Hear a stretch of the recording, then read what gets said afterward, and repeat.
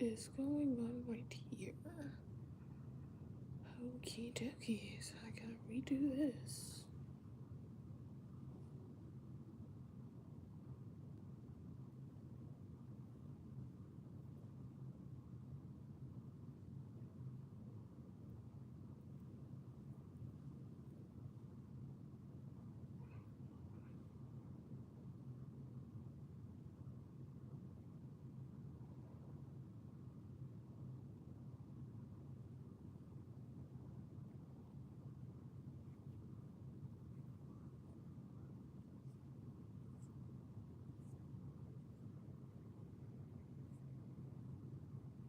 Hello, welcome to my life.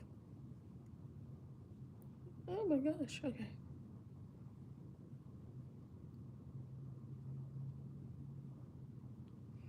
Welcome, welcome, welcome.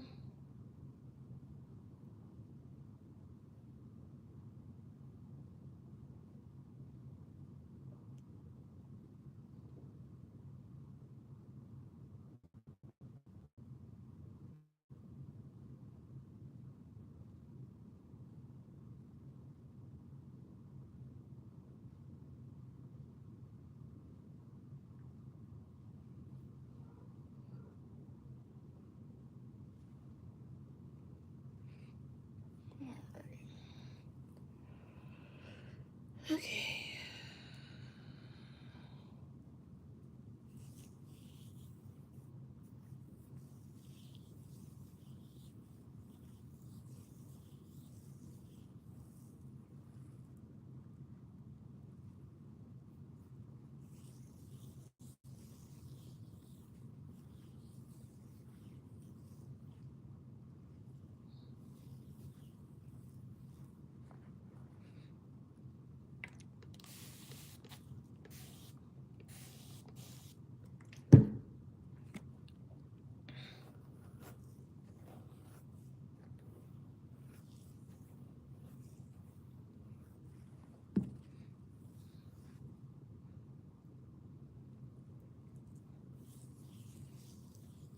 Hello, everyone.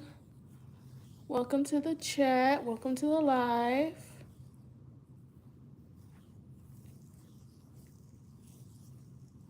You're a great person. Thank you.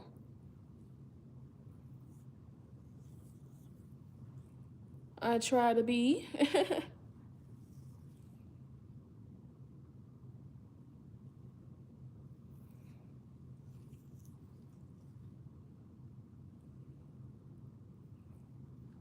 Hello, video. Thank you. You love my hair. Thanks, it's a work in progress. Hey, Lou. Long time no see. I haven't seen you in my lives in like a couple of days. What's up?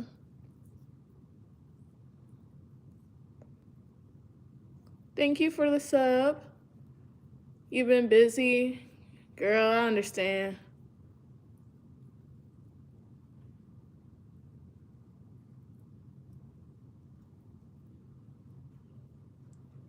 I understand. Thank you. People always compliment me on my glasses. I kind of want to switch them up. But yeah, how have I been? I've been good. I haven't done much this week. I just been like working on content and whatnot. But that's really all I've been up to. I washed my hair last night. Trying to prep it for a new week. Thank you. I want to switch them out. I have a lot of different pairs of glasses. So I'm getting a little bored with these. So I kind of want to switch them out. I have a few options. Yeah.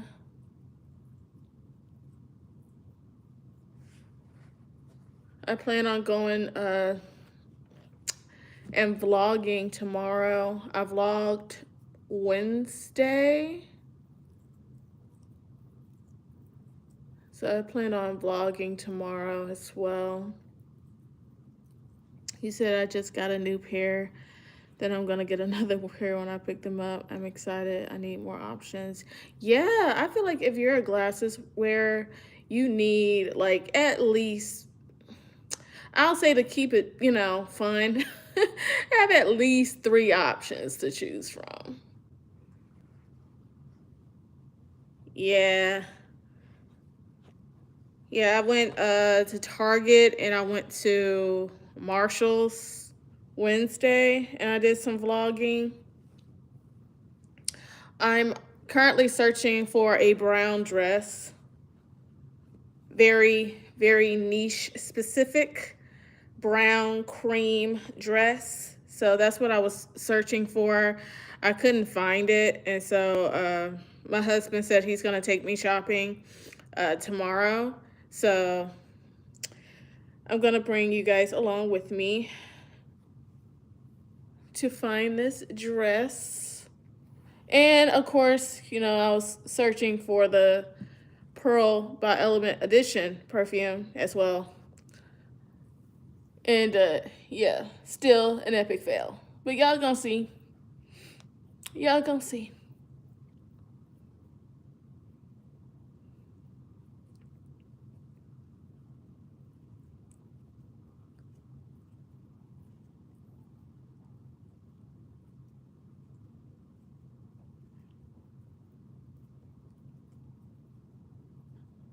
I'm trying to be very consistent with my vlogging and everything.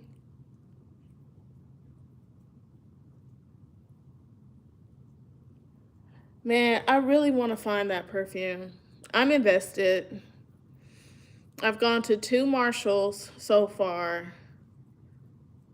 So the next store I'm going to try to go to is TJ Maxx. And I'm going to see if they have it.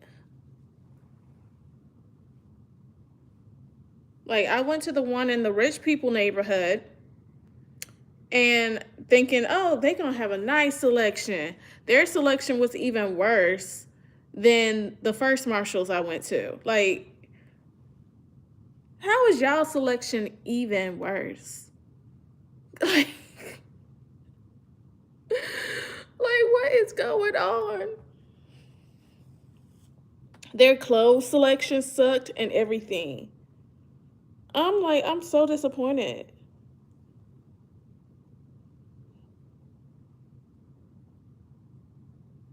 Man, I was fully expecting their Marshalls to be top tier.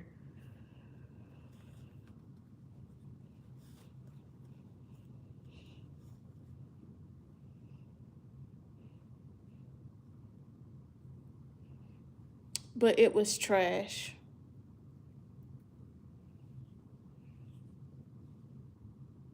But it did make for a pretty decent vlog.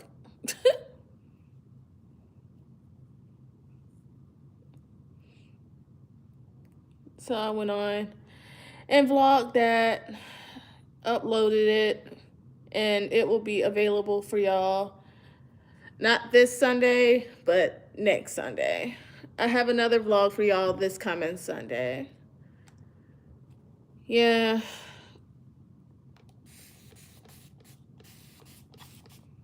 Like, I'm starting to wonder, like, is this Pearl by Element Edition, like, is this just like a northern type situation? Because I feel like in every single vlog Chloe posts, she runs into this perfume. And it's like, why can't I find it down here?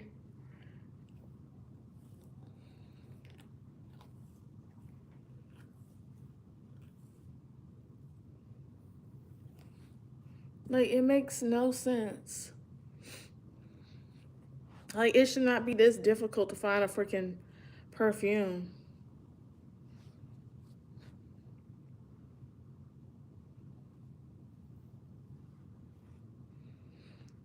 Let's see. Okay. I'm coming to the end of this hair product, this little leave-in conditioner. It wouldn't come out the pump, so I had to take the top off. Y'all know how we do. We don't waste product. You're tired, man. I'm tired too. Like, I don't feel like doing my hair. I don't. But I'm pushing through because I'm not finna spend all weekend doing my hair either.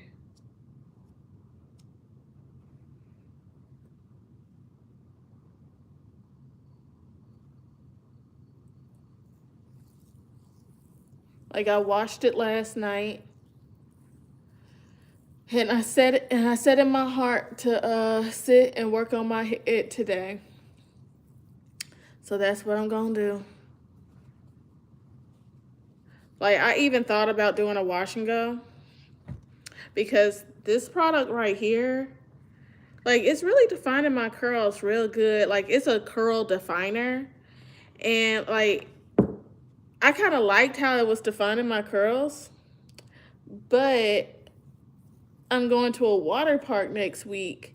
So, and I don't plan on like redoing my hair anytime soon. So I'm like, no, let me go ahead and just twist my hair. That way my hair is prepped and ready for this water park. You said, what brand is it? It is the Talia Waajid. Waajid? Yeah, Talia Waajid. It's the green apple and aloe nutrition curl definer. Yeah, looks like this. Super thick. Smells really good though. Like, I initially bought it for a wash and go, but I didn't like how my hair was responding to it. So I mainly use it for like doing twists because my hair responds to it a lot better when I just twist it and put some Blue Magic in it. But after today, I was like, maybe I should try it again. Like, try this product with like a Stronghold gel.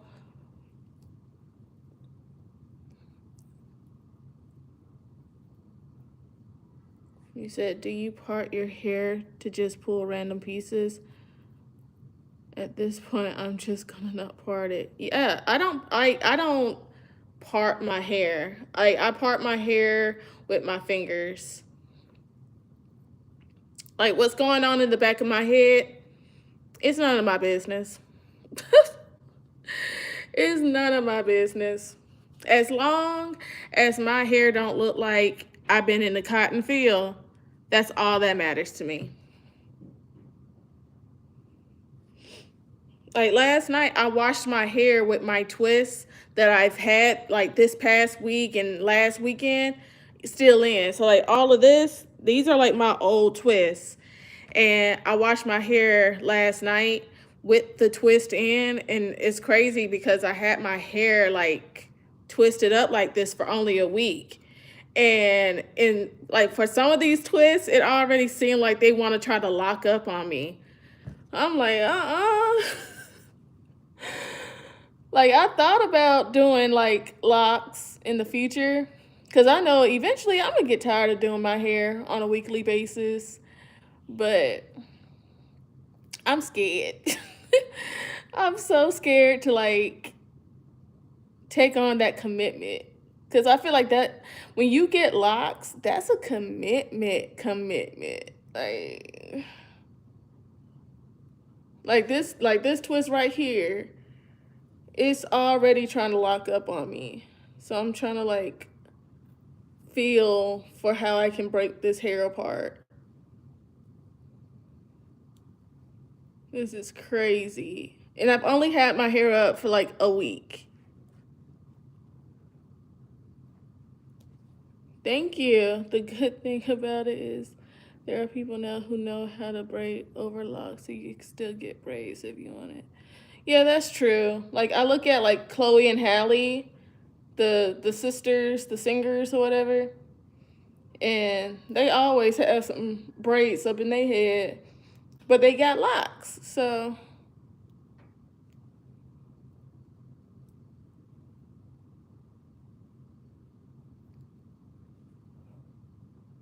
yeah, I've been going back and forth about it for like the past year.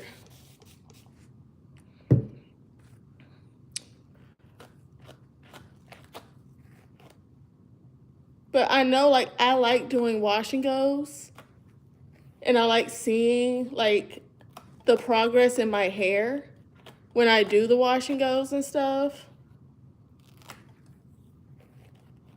And like that's one of the main reasons why I'm scared to make that commitment with locking my hair up.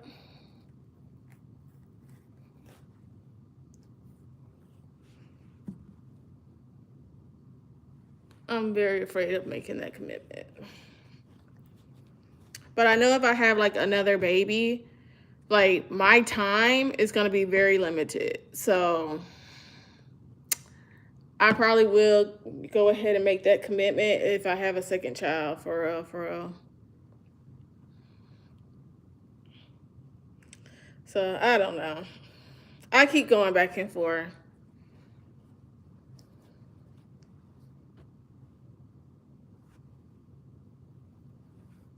One minute I want to, the next minute I don't. And I feel like as long as I'm feeling like that, then I don't need to. Because I feel like I will end up regretting it like 2 weeks later, a month later, you know? So,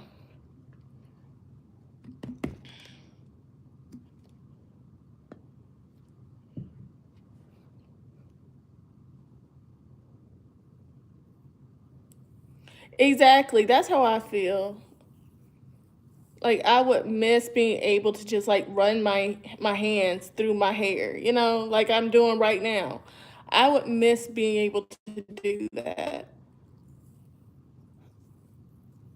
But I know like there's some women like they don't like doing their hair and they're not very knowledgeable when it comes to their hair. So for some women, locking their hair up is the best option.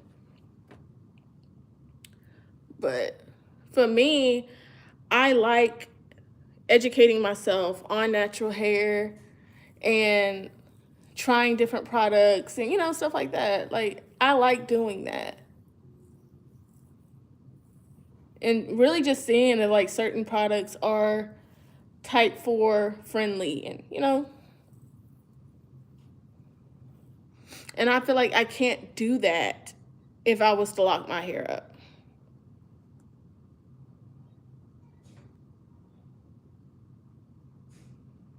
Yeah, like I feel like that's pretty valid. Like the older you get, like your joints start locking up and you just don't feel like sitting up doing your hair for, you know, half a day.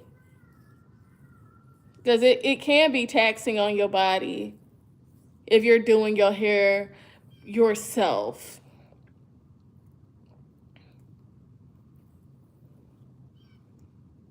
especially if you're natural. So,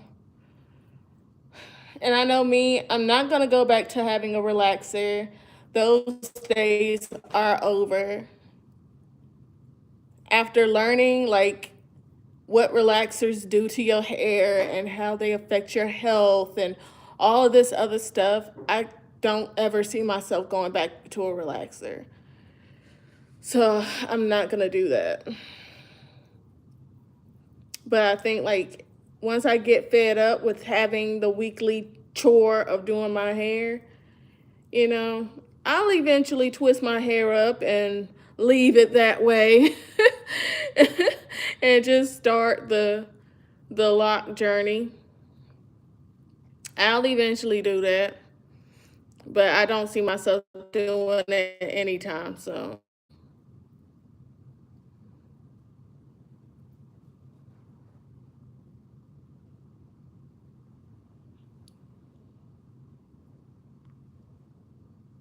Right, this is an old one.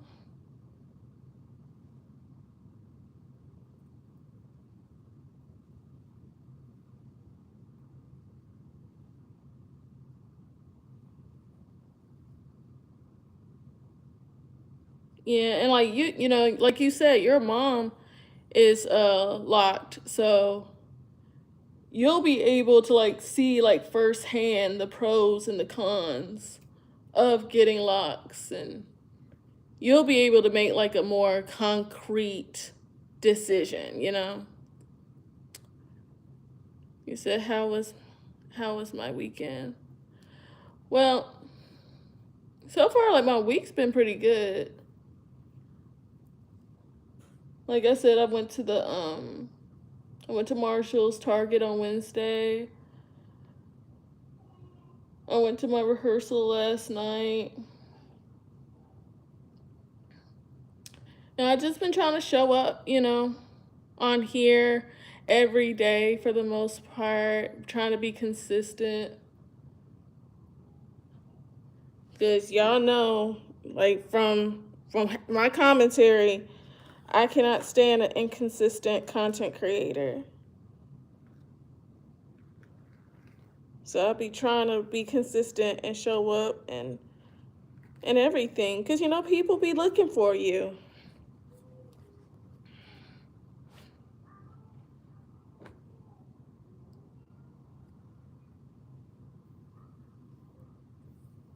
So that's basically what I've been trying to be consistent with doing. Showing up for you guys and all that good stuff. Because, like I said, I want y'all to, like, get to know me beyond just the YouTube videos or the drama or, you know, all of that stuff, you know.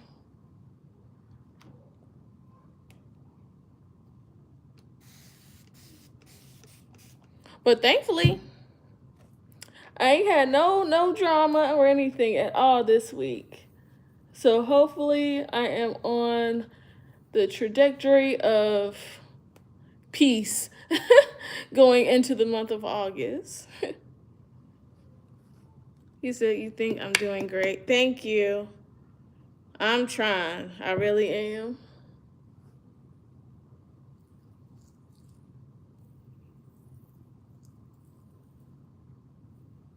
Yep, that's all I'm trying to do. I just want to make my content and build my community in peace, you know, however big or small that may be. You know?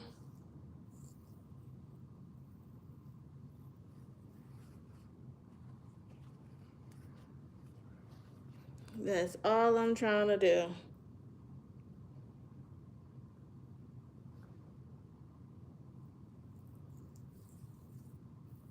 Like, my arms are already getting tired. This is ridiculous.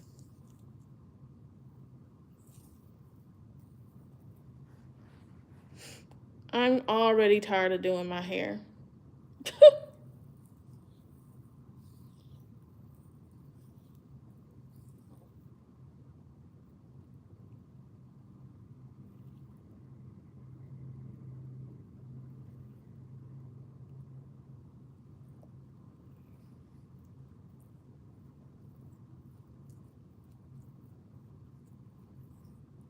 Like, I feel like I'm giving myself whiplash. Holding my head in this position. Oh my gosh. Oh, yeah, another thing I've been doing, I've been trying to work out more this week. We have an elliptical here, and so I've been on my elliptical a lot this week, trying to get back in the habit of working out because I'm trying to like prepare my body for pregnancy again. So I'm trying to work out in faith, believing that, you know, I'm going to end up getting pregnant within the next month or two and it's going to stick. But my husband, he keep buying me these, so I don't know how in shape I'm gonna get drinking my freaking Dr. Peppers all the time. Like my husband, he works for Pepsi. So he always brings home like random cans of Crush, Pepsi's, Starries, all of that. Like they're the like the Pepsi brand of the teas that they have. He always brings like just random drinks home. So one thing I'll say, if you're not gonna work out during pregnancy, don't try it. Yeah, like when I was pregnant with my daughter, like I want to say the first trimester, I tried to be active like during my pregnancy. And then my second trimester, like the whole second trimester, I was sick the entire time. Like if I wasn't like having morning sickness from hell, I was like literally like coughing, sneezing type sick. And I would be sick for weeks because like during pregnancy, like you're limited on what medicine you can take that's safe for you. So I didn't really know what I could take. I was just over here suffering. So I was fighting for my life. So I didn't start feeling good to where I felt like, okay, I could start stretching, I could start walking and doing all this other stuff until my third trimester. And like, I feel like it still paid off because my labor and delivery was smooth. Okay. Like my baby, she slid out like butter. And that's what I told the Lord. I said, God,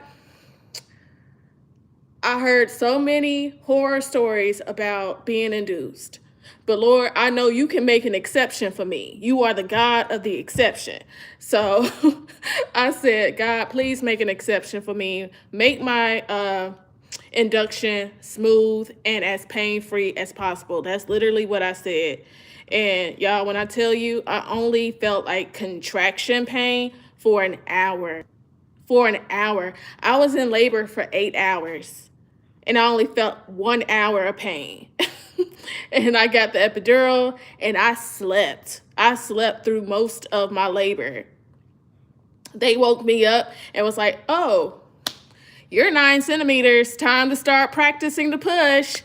I'm like, okay then. Like that's how my, first situation went because my husband, he's retired military. So, like military people, they work out every single day. And so he was like, okay, you need to start stretching and all of that. Like, because the more you stretch, the more you're preparing your body to be able to deliver. And it's going to be easier on you, So in my third trimester, he was having me like on the floor, stretching every single day. Like he had different stretches already planned out for me every day. And that's how I did that. And it worked out for me. It paid off. And on top of that, I took gentle birth drops. Have y'all ever heard of that? He said I had HG. That was whack. Man. Also, fertility has so much to do with the man, but ain't nobody gonna talk about that. Yeah, that's true. Miscarriages, the placenta science is crazy behind it all. Yeah, it's crazy. Like I had a threatened miscarriage with my daughter when I was 9 weeks pregnant, and I went to the hospital, and I was spotting. Like I wasn't like full blown bleeding, but I was spotting. And so my husband, like, this is our first pregnancy, so he didn't know what the heck to do. So he just took me to the emergency room.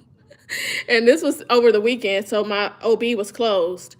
So they did an ultrasound on me and they saw like my baby was fine, like had a heartbeat and everything. And so we were like, so why am I spotting? And they were like, oh, you're just having a threatened miscarriage. You're just gonna have to like do some bed rest over like the next week or two. And that was the end of that.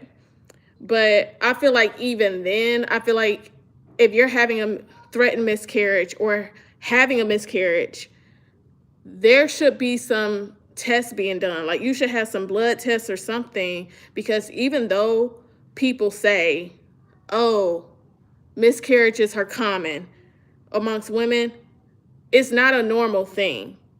Like I refuse to believe that that was God's plan for women, to conceive and then lose their baby before they're even able to give birth. Like I refuse to ever believe that was God's plan for women. Like we were created to carry life, literally.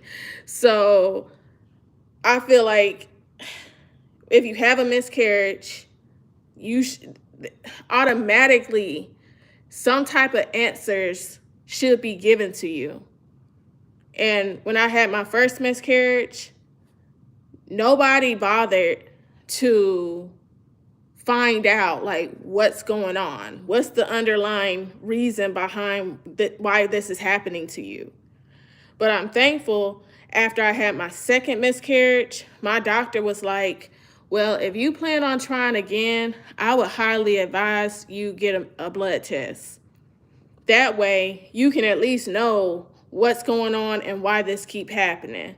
And I'm thankful. I'm so freaking thankful that my doctor advised me to do that, because now I know I have the gene mutation. But even though I have this gene mutation, I was able to do research and find out like what can I do in spite of having this mutation. And I found out like I can take a certain kind of prenatal vitamin that has the methylated folate in it. And my doctor prescribed me some medicine to take as well. So I feel I'm a little bit more confident going into this next try, to when I get pregnant again, because me getting pregnant has never been an issue. It's me staying pregnant that's been the problem. So they told me that ish too. ER rooms are not prepared for anything OB related. Yeah, like it's such a waste of time. Like I felt like I wasted my time. Okay, Lou. But yeah, I feel like I wasted my time in that emergency room. I spent hours just sitting and waiting. And then they tell me this half-ass answer of, oh, you got threatened miscarriage. Bed rest, 2 weeks, you'll be fine. And then slap me with a $1,500 doctor bill, a month later. Like, nah, you didn't even give me no clear answers. Like the healthcare system is such a scam, bro. Okay, that was quick.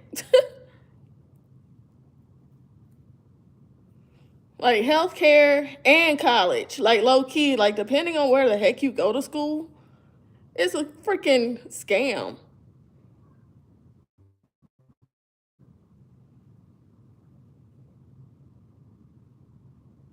These folks got me back having to pay my dang student loans back. After 10 years of not having to pay, now I got to start back paying my loans.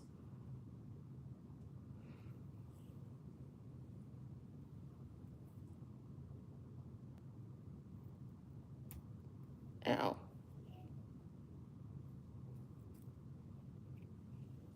It is. It is crazy.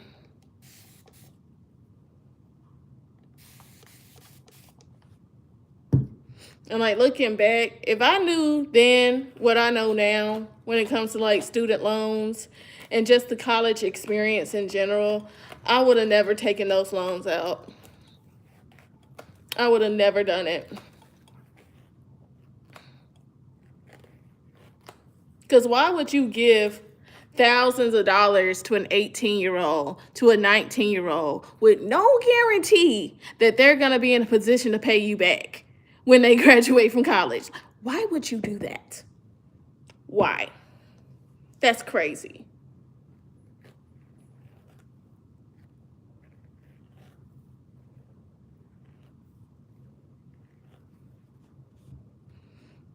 Like when you sit down with it long enough, you realize it's a freaking scam. I wouldn't trade my college years for nothing though, but it's still a scam.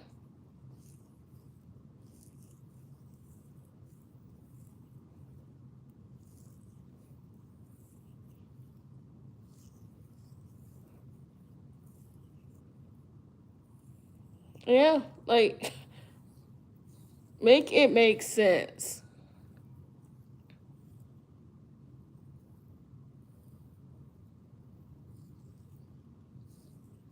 Yep.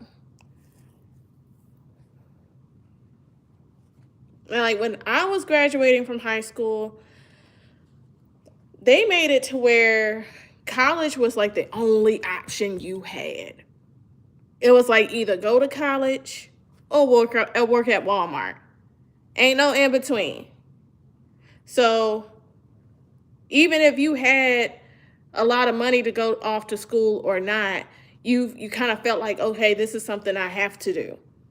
And I'm going to do it no matter what it takes. Even if I got to go into thousands of dollars of debt without any kind of guarantee that I'm actually going to be able to pay this off in 4 to 5 years, I'm still going to do it. And that was kind of like my situation. Like, I felt like I had no other choice but to do this. And now I'm seeing in other people's situation where all they had is a high school diploma and they're living comfortably. You know, like it's so many people I know who I went to school with, they have yet to use their degree for anything constructive.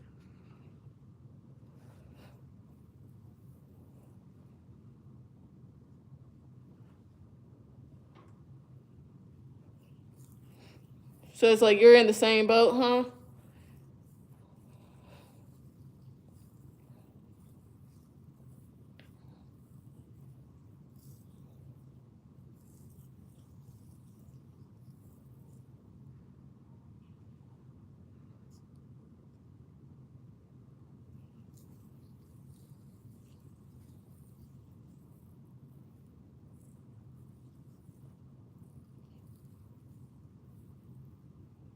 I know people who don't even follow the career paths their degree is for. Yeah.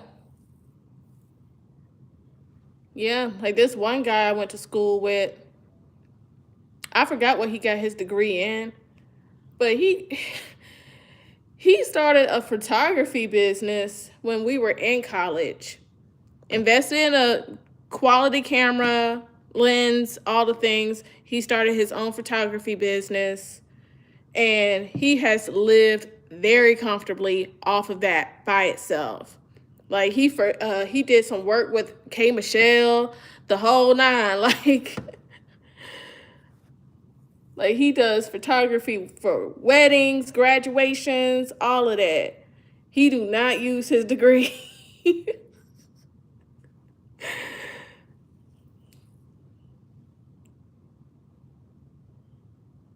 Yep.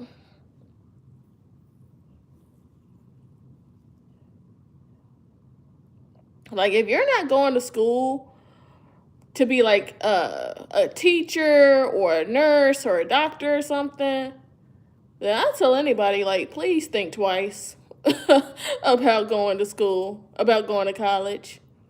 Think twice. Ask yourself, is this going to be worth it 10, 20 years from now? If the answer is no, don't waste your time. Don't waste your money. There are other options.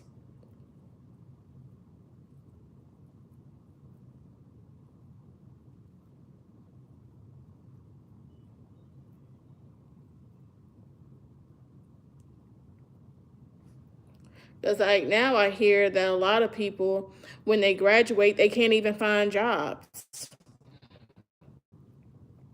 which is another stab in the back. It's like you've invested all this money into loans that you're expected to pay back just to graduate, and now you can't find a job in the field in which you went to school for. Like, that's why I say it's a scam. It's the biggest scam.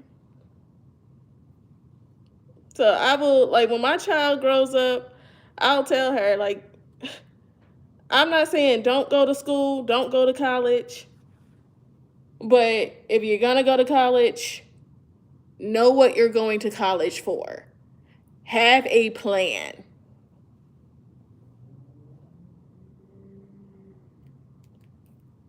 And know that you're going to be making enough money to support yourself and pay back whatever loans you take out.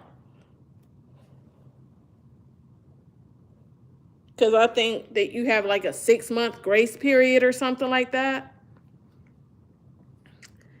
And after that, they start knocking on your door, talking about it's time to pay up, job or no job. They want their money back.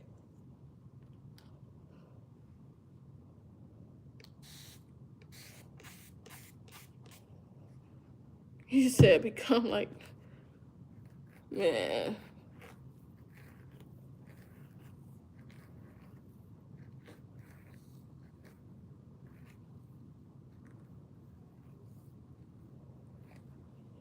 Yeah, I don't know too much about the man, but I heard like he a community college dropout. That's what I heard. But he's one of the reasons why I left my old church. That whole situation that happened last year is one of the reasons why I left my previous church.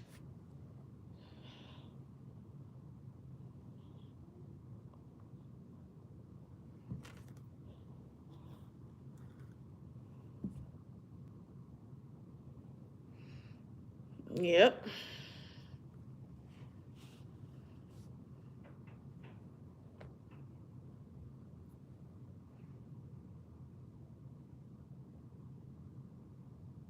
I mean, said college was a scam. Hey, I didn't agree with him on much, but shoot, he ain't lying about that. Well, as a black woman, I found out that he was saying a lot of racist stuff against black people. Talking about how black people, like black women, aren't as smart as white women and all this other stuff and this, that, and the third, which is why they needed like DEI and all that other stuff. And I'm like, look, baby, I didn't have not one piece of DEI help me get through college or high school. Okay, I got through college through faith, consistency, and hard work. Okay, didn't nobody give me no handouts, none. Okay, so I didn't appreciate what he said there, and then talking about how he said he believed that slavery wasn't that bad, and I'm just like, why would you say that? First of all, slavery didn't affect your people; it affected black people. Like, what? Like, you know what I'm saying? Like, I thought that was weird. And so basically, how this ties in with my local church. The people at my local church, they were acting all bent out of shape, acting like the Pope died or something. I don't know. But when somebody black die, it's crickets. You know what I'm saying? Like, it's crickets. And I was going to a predominantly white church. Okay, mind you. It was a predominantly white church, mega church in the city where I live. And I just started noticing stuff. Now, mind you, I always dealt with like little microaggressions here and there, but noticing how these people was reacting to this man's passing versus how if a black person makes the news, it's crickets on a lot of these people end. I didn't appreciate that, and I'm just like, you know what? Y'all are low key racist. Y'all don't like black people for real. Like that. I started realizing that, and so it's like, look, uh,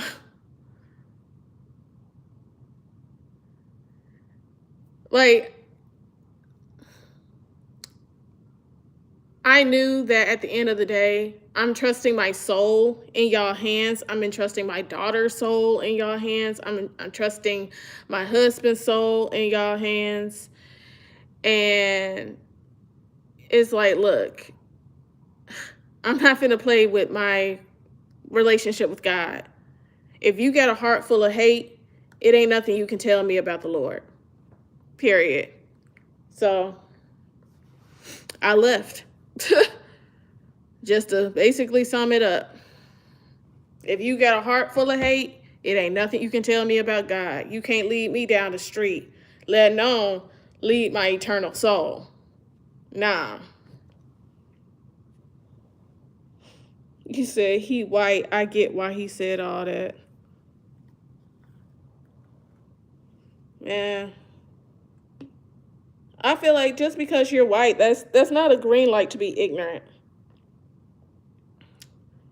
Because the same, like, the internet is at all of our fingertips, and you can do your research. You can educate yourself.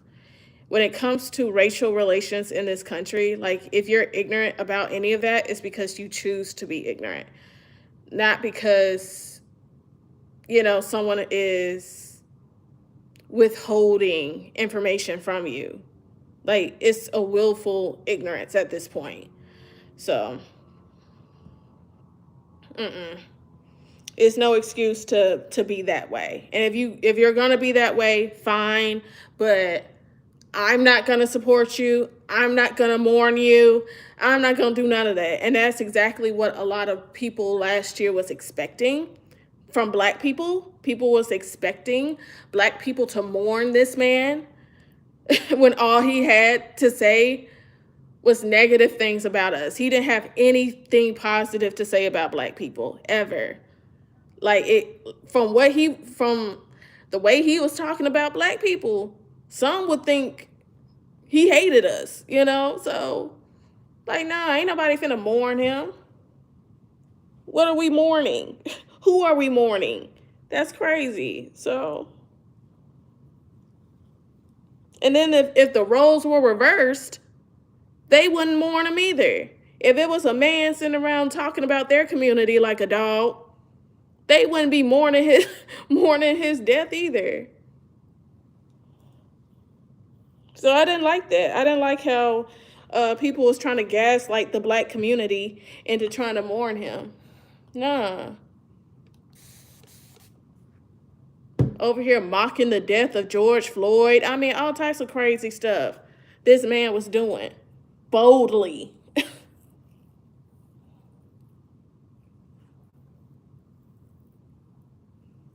Like, I'm sorry, I cannot and I will not support that. So I left my church, and I have not missed a day of being a part of that local church since last September. Last September was my last time going to a service there, and I have not missed a day. Yeah, this man he said a lot of foul stuff about black people. He said a lot of foul stuff. So,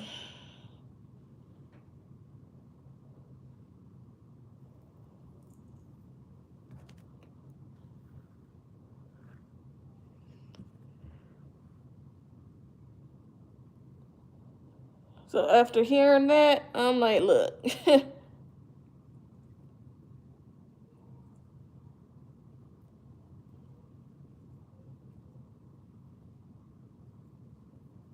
Please tell him, Lou. The weirdos always come up in here trying to shoot they shot as if this is love connection.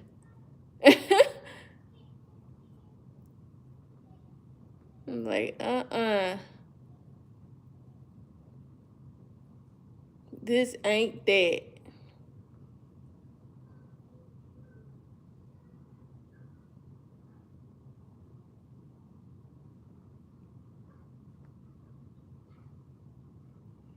Period.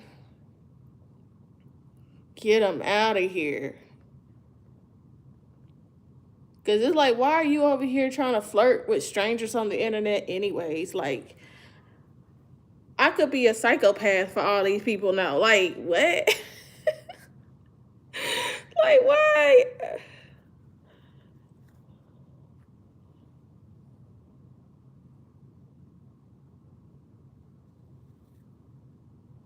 Okay. Right. It's never gonna be that serious.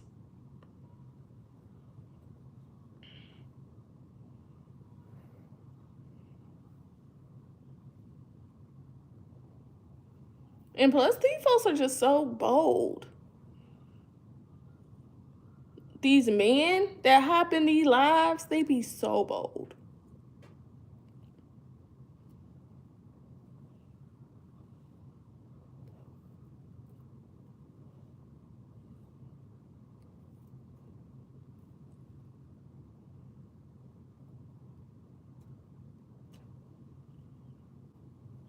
Man.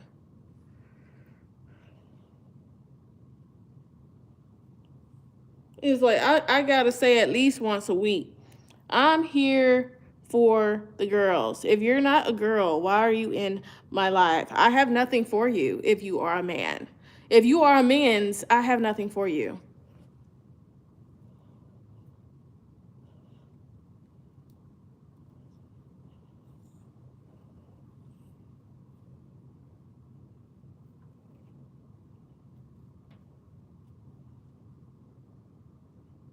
So why are you here?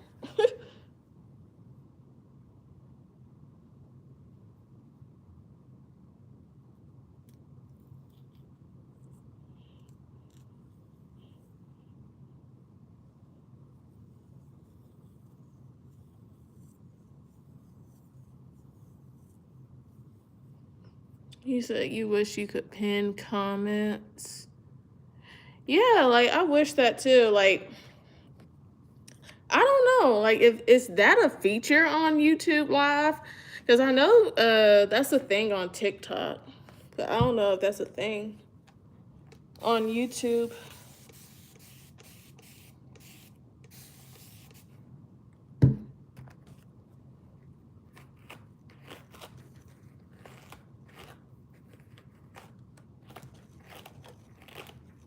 You seen it before? Oh, okay.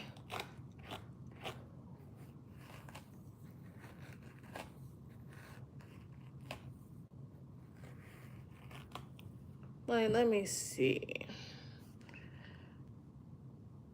Oh, you can't, but I can. So let me go back to pin. There we go. There we go.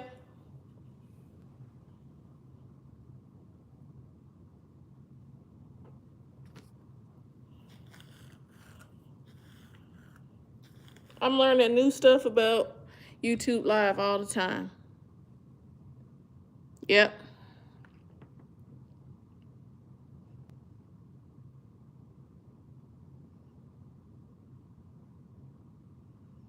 Yeah.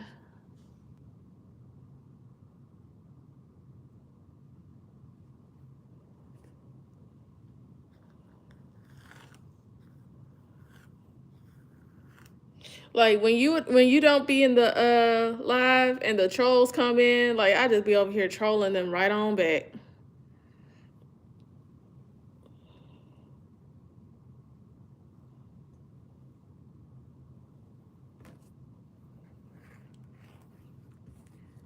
It's actually pretty fun.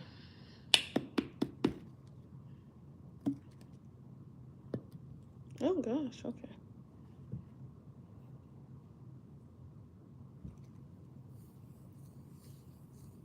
Yep.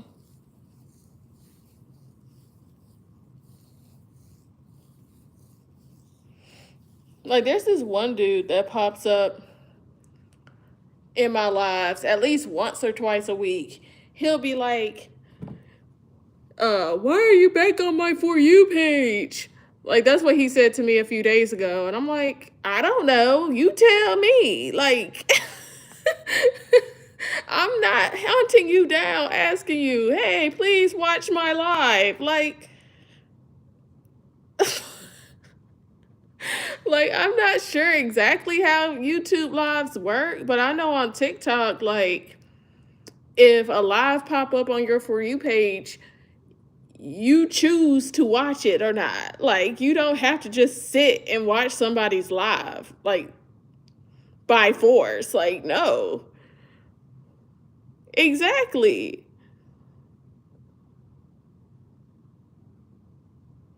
Yeah, like and I totally get it. Like I get it, you be busy or whatever. Totally understandable. But yeah, like these folks just be popping in saying the most outlandish stuff, and I just troll them back at this point.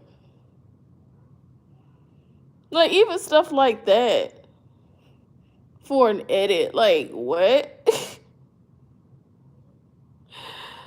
What does that even mean? And what happens if I do say that? Like these people are weird.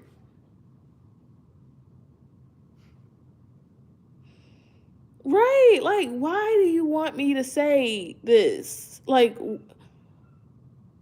what are it like is this person screen recording me?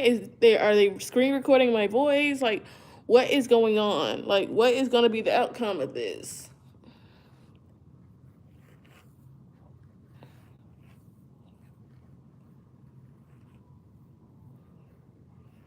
It really is.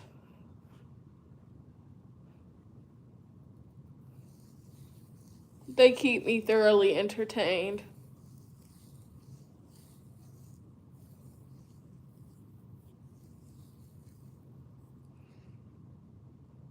They just be giving me something to cackle at during the week.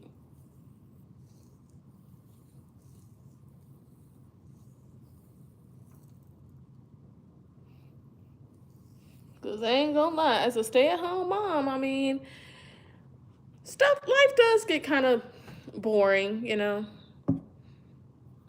So that's why I like, hopping on here, interacting with y'all, because it gives me some adult interaction. I'm interacting with other human beings.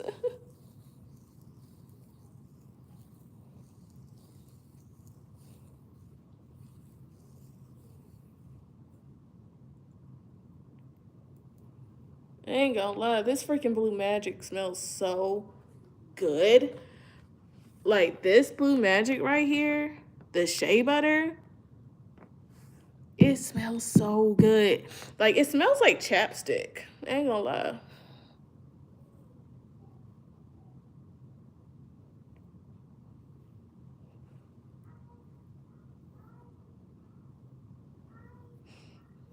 Yeah, he was.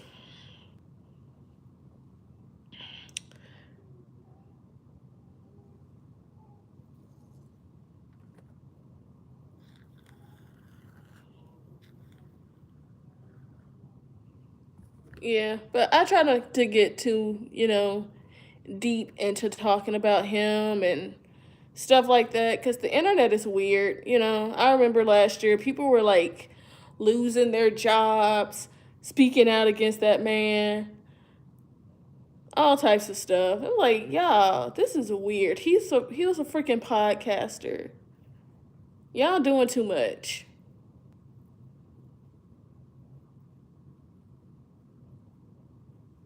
Yeah. That skit was hilarious. All of his skits be funny, especially the one about the church. That was funny.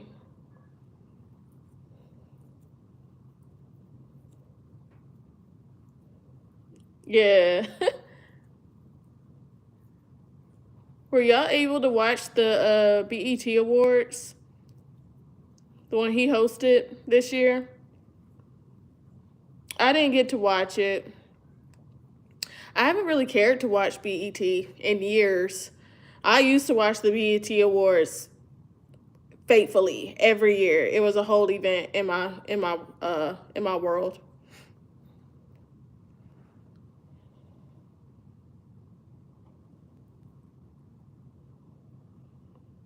Man,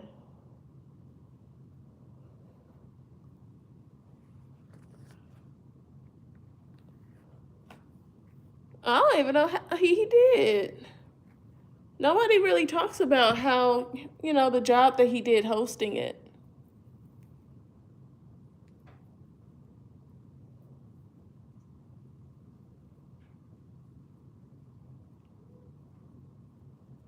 You said it used to be an event. I'm good on it now. Yeah.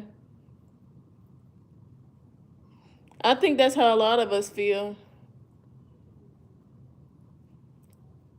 Like back when Terrence and Roxy were the hosts of 106 in Park, it was a whole little vibe. They'll be out in LA for an entire week hosting 106, and man.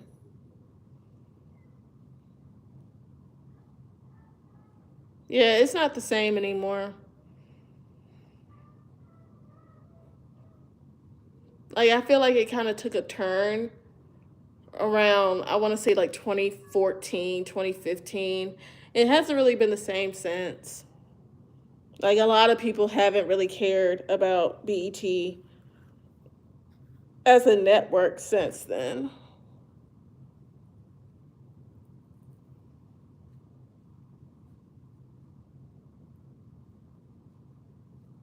Right, like did the mindset shift happen with us, or was it really them? Like has BET always been kind of lame and we just didn't know it, or what?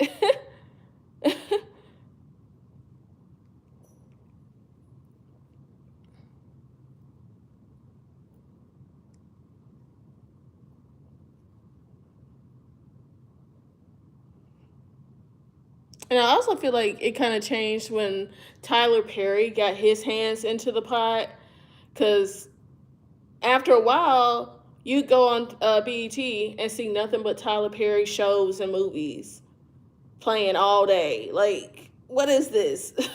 The Tyler Perry network? Like, what is going on? His stuff isn't even that good.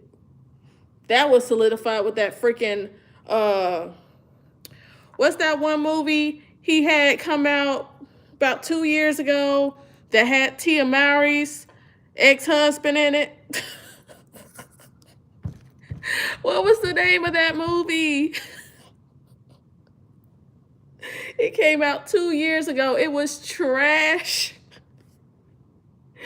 People was clowning Tyler Perry for like weeks about that movie. Man, like I liked him back when he was like focusing on the stage plays and stuff. Like the stage play Tyler will always be elite in my mind. I used to love watching his stage plays. But I feel like his movies are very, what's the word? Cheap.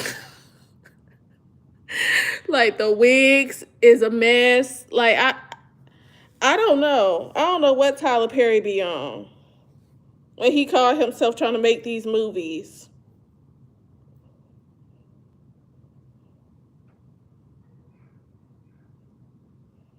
Yeah, I was just talking about Tyler Perry, how he be making all these cheap movies and stuff. And like the movies be so low budget.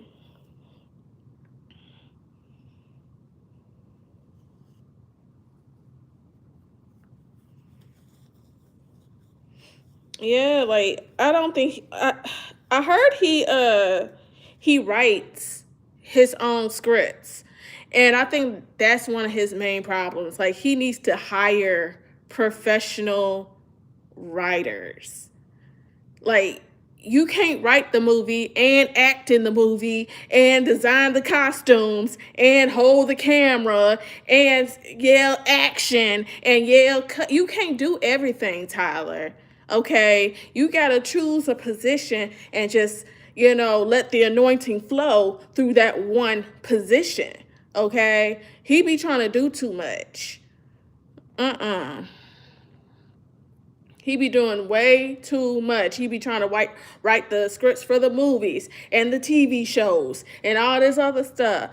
And when you have your hand in too many pots at the same time, you can't perfect anything because you're too busy focusing on a million different projects. Like it don't work like that. Yeah, black people be eating it up. Well, some of them, because look, when that one movie that came out 2 years ago, it's going to hit me. It's going to hit me at the most random time of what that movie name is. But it came out about 2 years ago, and it had Tia Mowry's ex-husband in it, Corey, right? That movie was a hot mess. A hot mess. Not a cool one, a hot one. A steamy, hot mess. Okay? I ain't got over that movie yet. Like, me and my husband sat and watched that movie, and we were just like, what is this? What are we looking at? Yeah, it had him in it. It had Tia's, what's his name? Corey Hedrick, whatever the heck his name is. It had him in it. I think it had, I think Megan Good in it. Yeah. This man said, I'm leaving the planet. Bye. Bye. Enjoy Mars.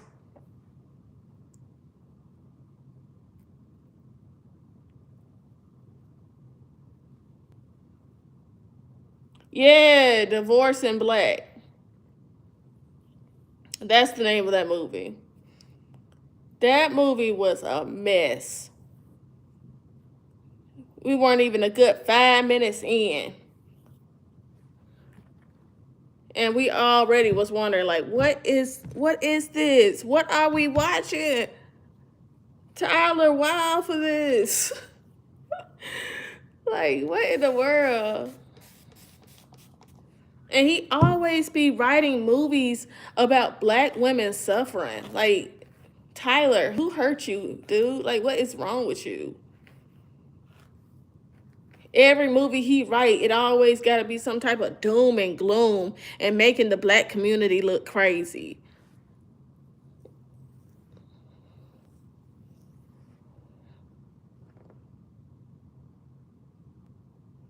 Right. Right. We on the same page. If the black woman, and it's always got to be a black woman. It can't never be no black man. It always got to be a black woman starring in the movie, looking crazy, being dogged out, being treated bad, all types of stuff. Like, sir, what is wrong with you? Oh my Lord. Too much leave-in conditioner came out. Gotta save my products. This stuff ain't cheap. Yeah, like I had to start watching for real. Cause I mean, I can see one or two movies centered around that. But you mean to tell me you can't write not one happy movie where the black people are thriving, where the black woman is being loved properly and isn't going through, going through, some type of trauma with her man. No, I didn't see Straw. I heard it was halfway decent. Yeah. And I saw that one movie about the military women. That was, that one was pretty good.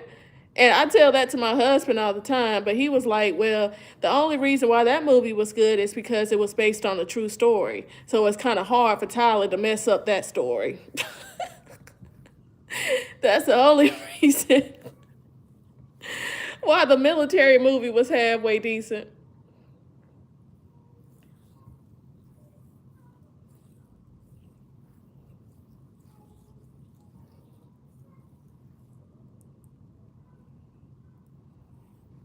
But I truly believe Tyler, he needs some therapy or something. And then if you see him out at like a public event, anytime he get the mic, he want to start preaching. Like, sir, sit down.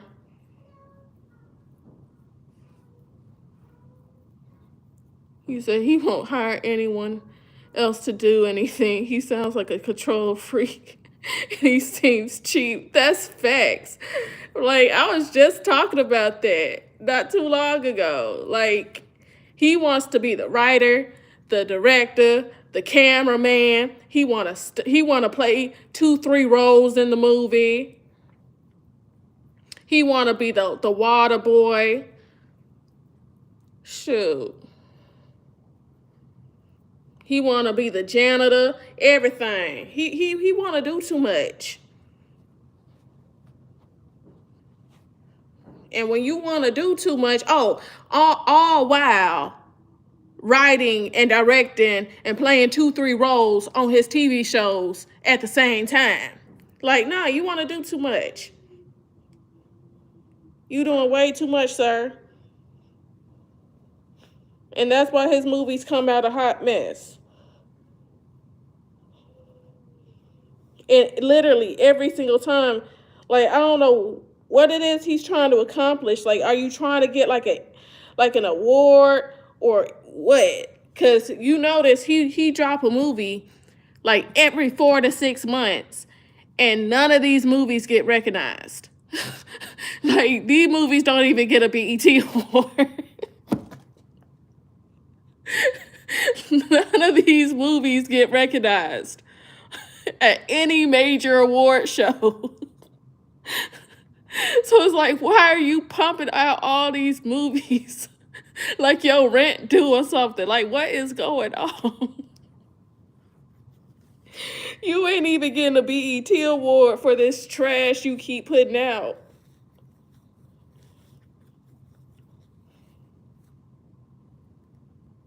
Like, what are you doing, sir?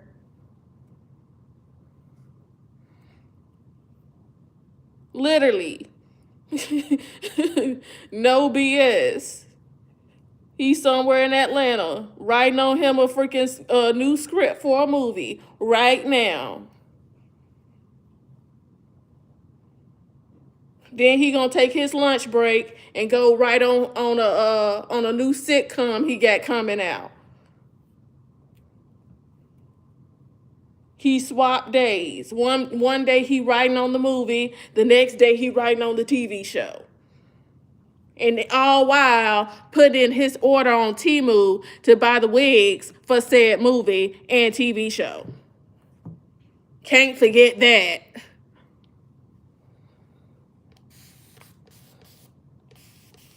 Because he ain't gonna hire a hairstylist for none of the people who starring in his movies. Oh, nah. You cutting into the budget. You cut into the budget, okay? We ain't finna hire no hairstylist. we finna go on Temu, okay? Because even Shein, busted head. So we gonna go over to the Temu and order us a couple of wigs.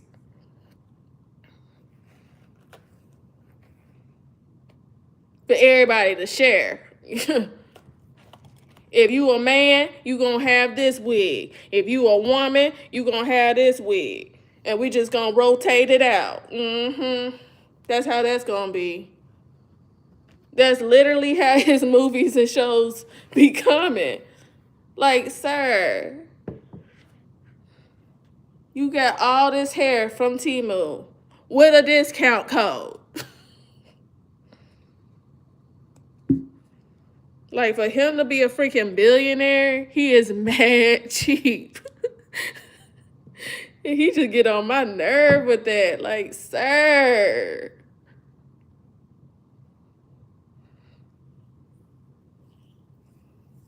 You are not on the stage plays no more.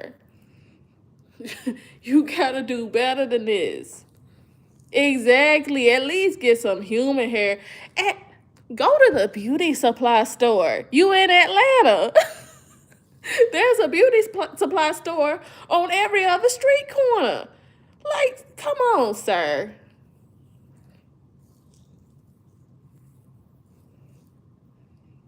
Right. Like, after he quit the stage plays, that's when his stuff just started going downhill. Like, I love, Madea's family reunion, Big Happy Family, the class reunion, all those stage plays. Why Did I Get Married? All of that. Like, that's when he was in his bag, okay? But anything cinema wise, and anything that didn't have anything to do with Madea, horrible, trash, boo, boo, tomato, tomato.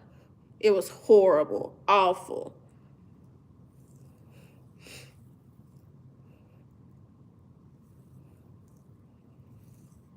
Man, something must have went upside his head. I ain't lying. Something went upside his head. I don't know who told him that he's freaking Steven Spielberg and he's just this wonderful playwright, or like, no. It ain't never been that, Tyler. Like, who's going to tell him? Because every single year he put out a movie, the black community clown him.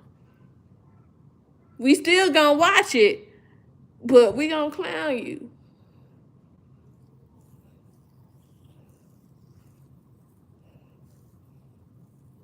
Yeah, it's horrible. Like that one movie, like it started going downhill like in 2020. 2020, 2019, whenever that one movie came out about the woman who was with the man and he was doing her wrong. What was that movie called? It came out in 2020. It went viral. Her wig was a mess. Like, I cannot think of the movie. But she got a divorce from the man. Like, she got with him and he took her for everything she had. Like, she went broke being with this man. I saw it one time.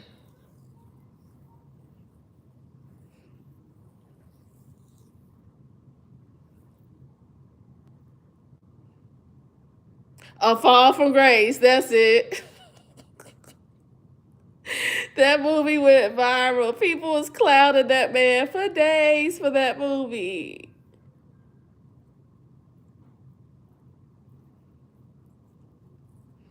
I feel like it all started going downhill from there. I think then people were like, what is this?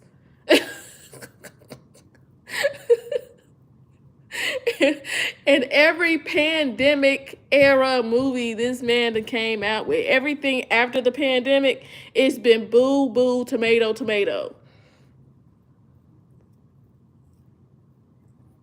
It That's what I'm trying to figure out. Like, what is the message he's trying to portray here? Like, do you like black people? Do you like black women? Like, what is the issue, Tyler? What did we ever do to you besides support you? All the church groups will be heading down to the theater to support your stage plays, and just for you to turn around, blow up, and then every single movie you come out with is about a black woman struggling. Like, nah, man. I had to stop supporting.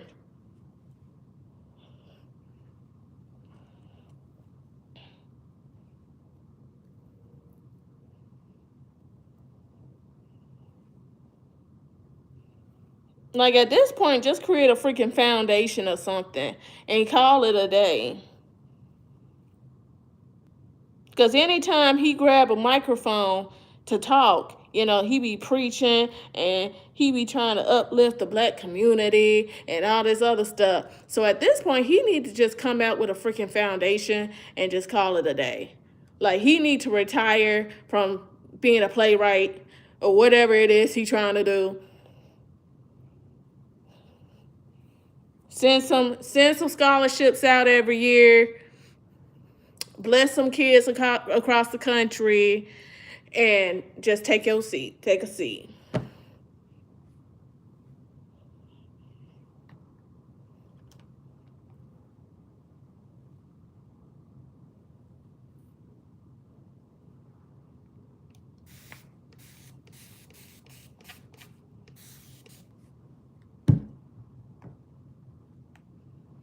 Witness. That was the Madea movie, wasn't it? Madea's Witness Protection.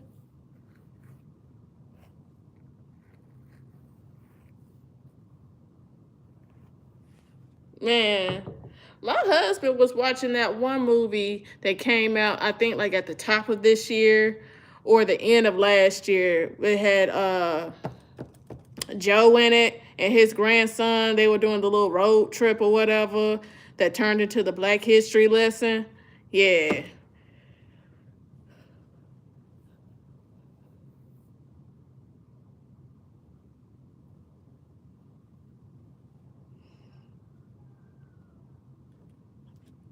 I didn't even finish watching it, to be honest.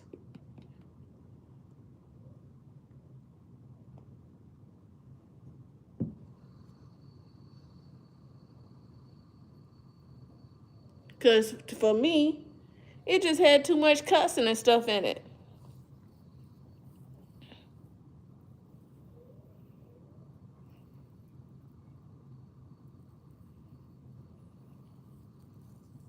Mm.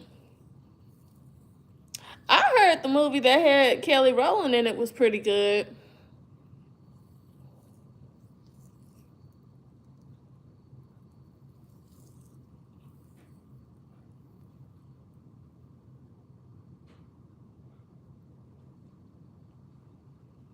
Yeah, I heard that one was pretty good. But speaking of Kelly Rowland, I saw the Relationship Goals movie she starred in with Method Man. I wasn't that impressed.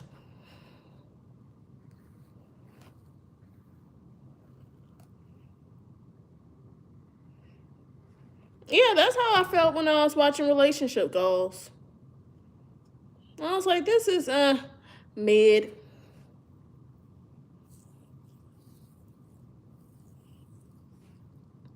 Could be better.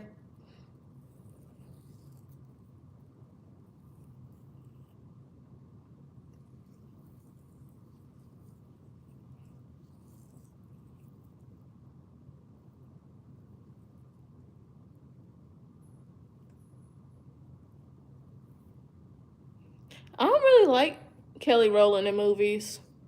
I don't like Beyonce in movies either.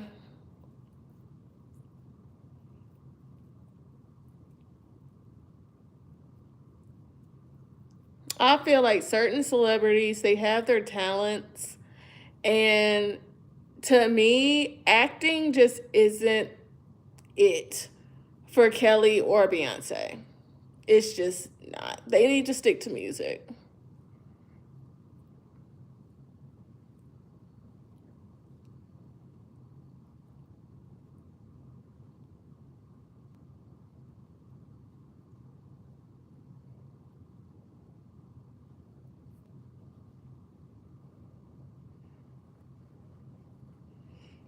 Yeah, that's my movie right there.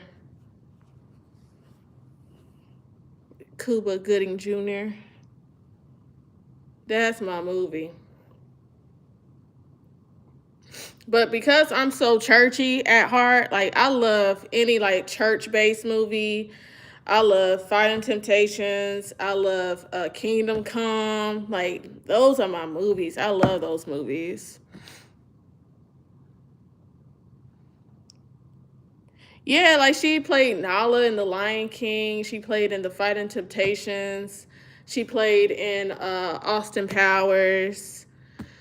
She played in, oh my gosh, it was another one,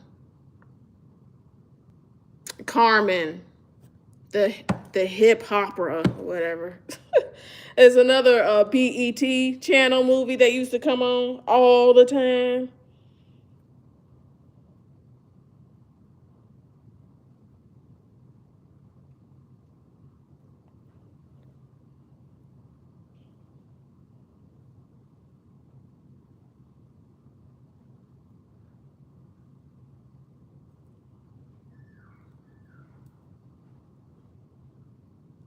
Yeah, she been in quite a few movies, especially like early on in her career. I think like her daddy had her being in so many different movies just to see if, if she had a potential in the acting field in case the music didn't work out or something. But it it wasn't given. It wasn't given. Music is her ministry for sure.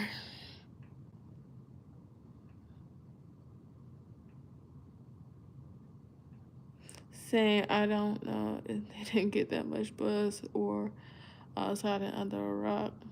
Yeah, she been in quite a few movies. But all of this was earlier on in her career. Yeah, I was sheltered too, for sure. Like I wasn't even allowed to watch BET, MTV, listen to like R&B music or anything like that until high school, like ninth grade. Like I grew up like a Disney kid, watching Disney Channel, Nickelodeon, Cartoon Network, stuff like that. I grew up in church, like Sundays, Tuesday choir rehearsal, Thursday choir rehearsal, Wednesday Bible study. Like I know more gospel songs than I do R&B songs to this day. Like and even to this day, there are just certain like secular songs that I gravitate to because those are the songs that I was introduced to when I was in middle school and high school, stuff like that. Like the first secular album I ever bought, purchased, whatever, it was JoJo's debut album in 2004.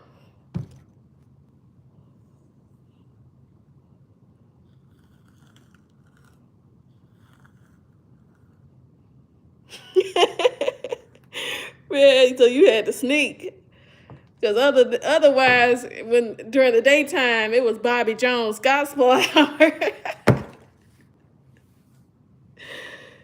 Man.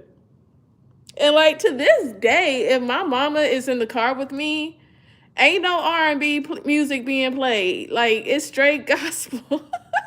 Like hold on, let me put on some Kirk Franklin or something real quick.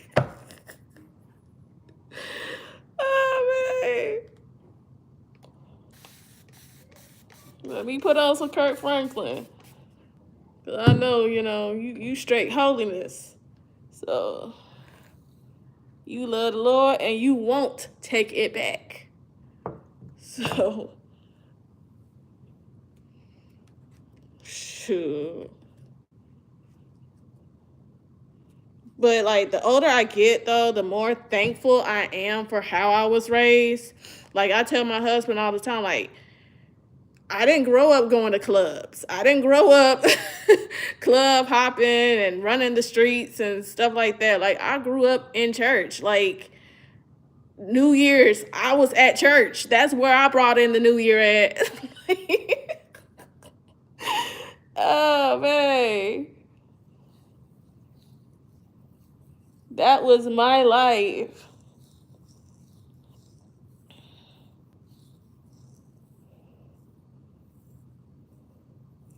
Yeah. Like in the moment, you think your parents are being strict and lame and all this other stuff, but all the while they're literally protecting you for real. They keeping you on the straight and narrow. And like to this day, like I stay at home. I don't be out. I don't be doing too much. I stay at home. I keep to myself. I mind my business.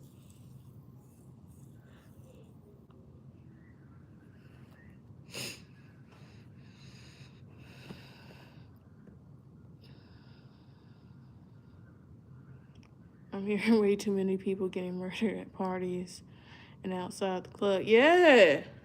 Yeah. Like before I had my baby, this was my life. Work, church. Like the most exposure to the world I ever really had was like when I got with my husband, like when we were boyfriend and girlfriend. Like we would go out to different places, different restaurants, stuff like that. Like I tell my husband all the time, I didn't really start seeing what the city had to offer until I got with him because my parents wasn't going nowhere. Like we didn't do nothing, like even wholesome stuff. Like we didn't do much. We didn't go, like we would go on vacations and stuff, but around the city, nah, like we stayed in the house. We did not do much. Like I didn't go downtown all the time. Like growing up, if I went downtown, it was for the Church of God in Christ Holy Convocation. That was it. Okay. That was my time to go downtown, to go to church in an arena. Okay. With the saints.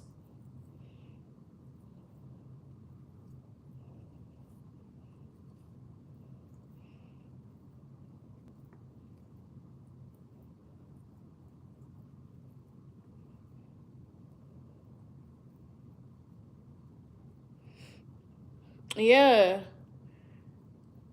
Like my husband, he grew up like kind of opposite from me. He didn't necessarily grow up in the church for real, but he wasn't like no, gang banger, street runner either, but he knew about that life. He was exposed to that life.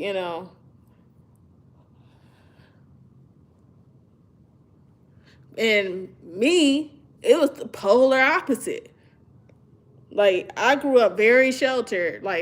Church, Disney, like anything wholesome. Like that was me. And then like when I was in school, I was like deep into like the music world, choir, band, stuff like that. Like I wasn't even that interested in like sports and stuff. Like I was an arts kid. I focus more so on the arts. And that's how it is with me now. Like I've sung in the choir at my church since I was 13. Like now I'm in my 30s, so it's like I still sing with my church to this day. Like ain't nothing changed.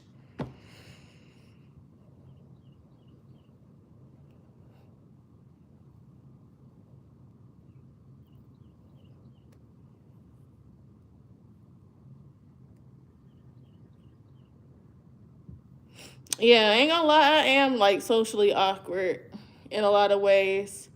Like when it comes to like having like friends and stuff like that, it's always been hard for me to have friends because even when I was coming up in the church, I would have like just because haters. Like, and I like to call them just because haters because it's like I ain't did nothing to you. I ain't said nothing to you. We ain't never had no altercation. but you just don't like me. You know what I'm saying? So it's like, I call them just because haters. And even when I was coming up in church, I had those interactions with girls. So when I was in high school, I had like 2 friends. That's it. 2 friends. And then I took a walk on the wild side my senior year, and I expanded my circle to 4 friends. That was it. So to sum up my high school years, I had 4 friends total. Everybody else, they were just classmates. That was it. College, one of those friends from high school and her boyfriend went to the same college as me.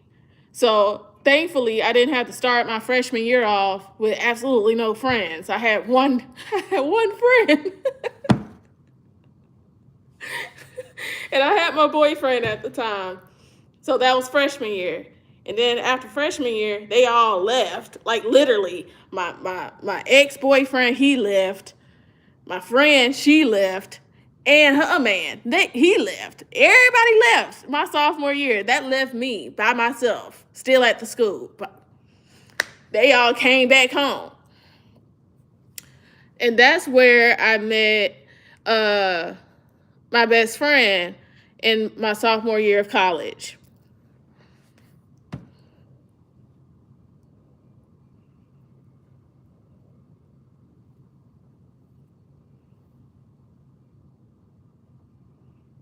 You said me too, honestly. 4 friends and 2 moved away by 11th grade year. Dang.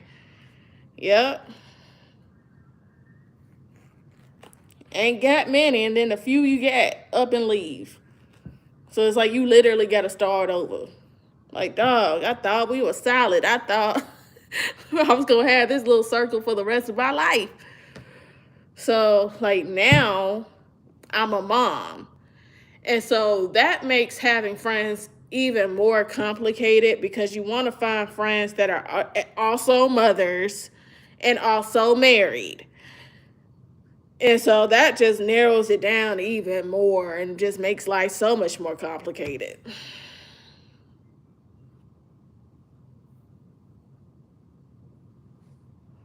And like, I have some friends that I've had since childhood, you know. But you know how you have some friends and it's like there's no beef, but life takes you in different directions. And it's like there's no love lost, it's no beef, no animosity, but you still don't talk. You don't talk on a regular basis because, you know, you literally live in your life, they live in their life, and then next thing you know, a day turn into a week turn into a month turn into a year turn into a decade, and y'all just ain't spoke.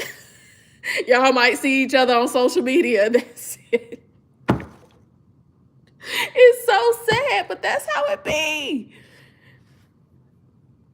You said you had to cut some of them off because they were heavily into smoking and drinking and didn't really seem to have any vision for their life. Yeah, man,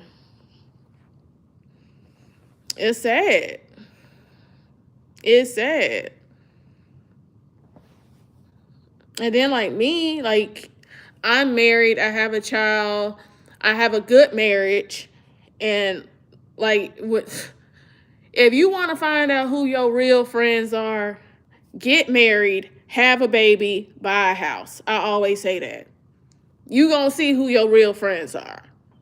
Because you do one of those 3 or mess around and do all 3, it's like you just find the haters. They just come out the woodwork.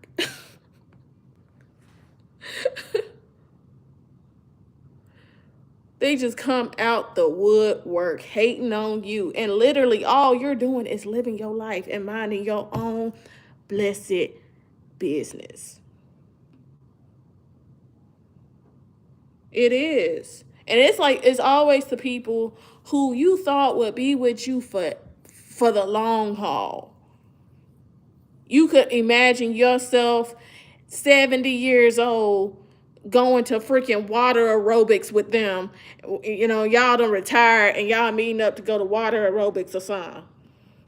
It be those kind of people who just up and switch up on you out of nowhere. And you just like, bro, what happened?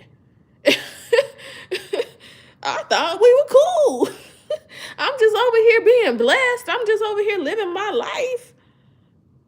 Like, I'm sorry for posting that I bought a house or something. I just wanted to share my good fortune with people who I thought were my friends.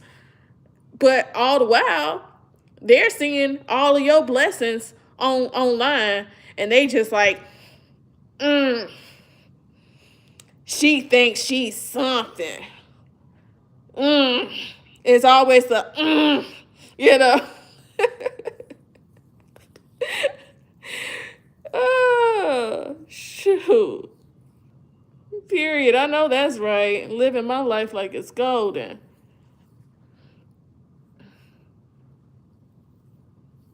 And you got to keep living your life and don't care what no miserable hater got to say. Keep living your life. Because shoot, you ain't got but one life to live. So I'm supposed to dim my life, dim my light to babysit the ego of people.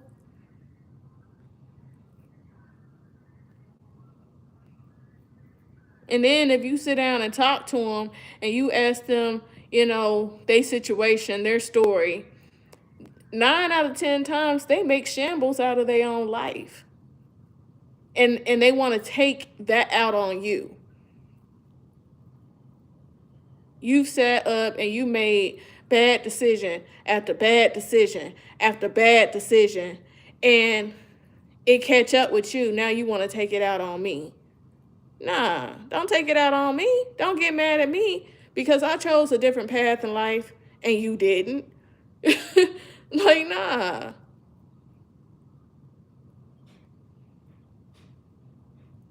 Don't get mad at me because I'm choosing to elevate and focus on my goals, and you still want to hang out with Pookie and Ray Ray down at the gas station. Like, nah.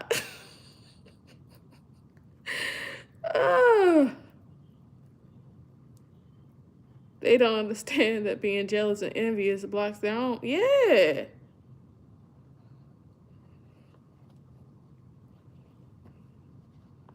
That's so true. Like, you blocking your own blessings, hating on somebody else.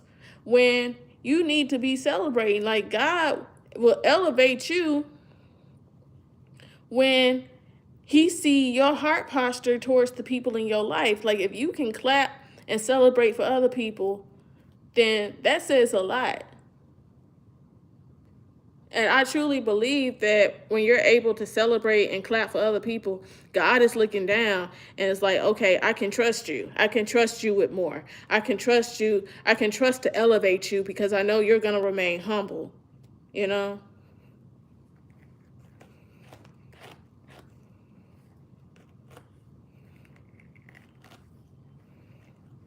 But if you over here jealous and envy of what the next person get, instead of getting on your grind, trying to make something happen and shake for yourself, like, what kind of message are you sending to God? You telling him you can't trust me because I ain't even doing nothing with the blessings you done already gave me. So you can't trust me with more. He said a friend of mine called me a pick-me because I told her that I wanted to wait to be in a relationship because I want to focus on my career and accomplishing my goals. I was so shocked. Girl, you are not a pick-me. That's smart. That's smart. Like, your single years, that's your time to get yourself together. That's your time to reach your goals. That's your time to travel. That's your time to get yourself together mentally, emotionally, work through whatever traumas you have. That is the time. Like, a lot of times people jump from relationship to relationship to relationship to relationship because they don't want to sit with themselves. But I'll tell anybody, like, will you sit with yourself long enough to get yourself together? You know what I'm saying? Will you sit with yourself long enough to reach your goals? Or are you just gonna be go from man to man to man to man? Just so that you can run from your own mind, from your own mental, from your own issues and traumas.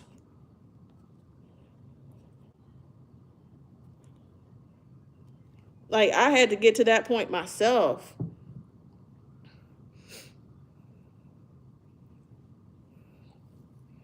Like, I had to stop being so desperate for a relationship.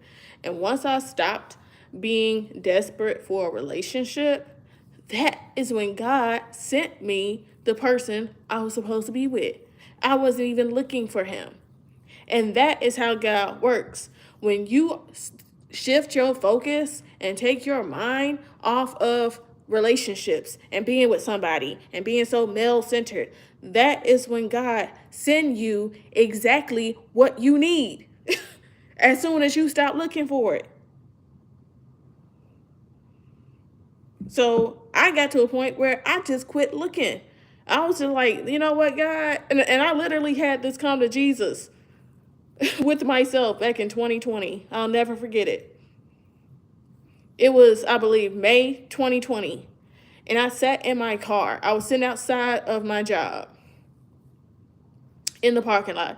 And I was just sitting in my car and I was like, God, you know, I know I ain't the best person in the world. I know I'm not a miniature Beyonce.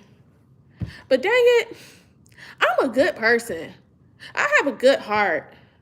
You know, I have good intentions towards people. You know, I know I'm not a miniature Beyonce or nothing, but dang it, I'm still pressure, you know? And I know I deserve more and better than what I've been getting from these men. And if this is all that love has to offer me, then I don't want it. I don't want any parts of this. Like, I am your child, I am your daughter, and I should not have to suffer just to say I'm in a relationship. This cannot be your will for my life. And as soon as I released the desire to be in a relationship, the desire to be loved, the desire to have attention, all of that, that is when God had my now husband inbox me through Facebook Messenger. He inboxed me like a couple of days later. And we started back talking. Because see, the thing is with me and my husband, we dated in 2016 and 2017. And then we broke up for 2 years. So we were broken up all of 2018, all of 2019, and half of 2020. Like, we reconnected in 2020. And like, we've been together ever since.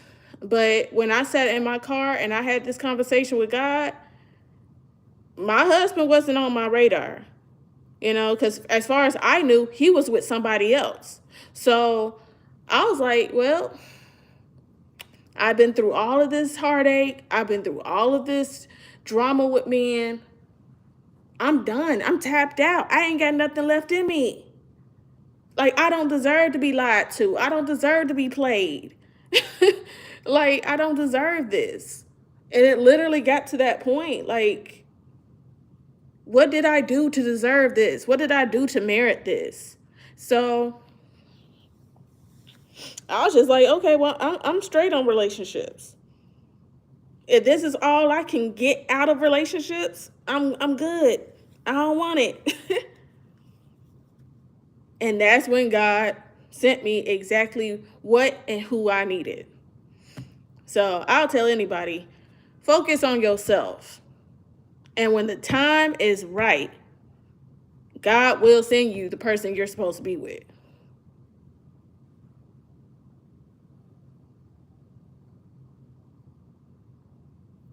Oh, yeah. The dating pool nowadays suck.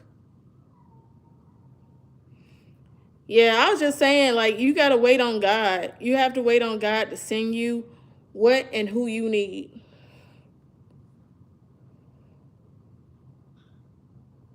It's awful. Like, my last situationship was just the final freaking straw for me. I got with this dude, right? His name, he was a rapper. Hold on. You said I broke up with my ex, and literally, when I wasn't looking, my husband came along. 2 weeks later, I had no idea and was fully prepared to be in a season of scene. Yeah, that was me. That was me. Like, I was done. I was like, God, I tap out. I ain't got it no more. But yeah, I was dating this rapper, right?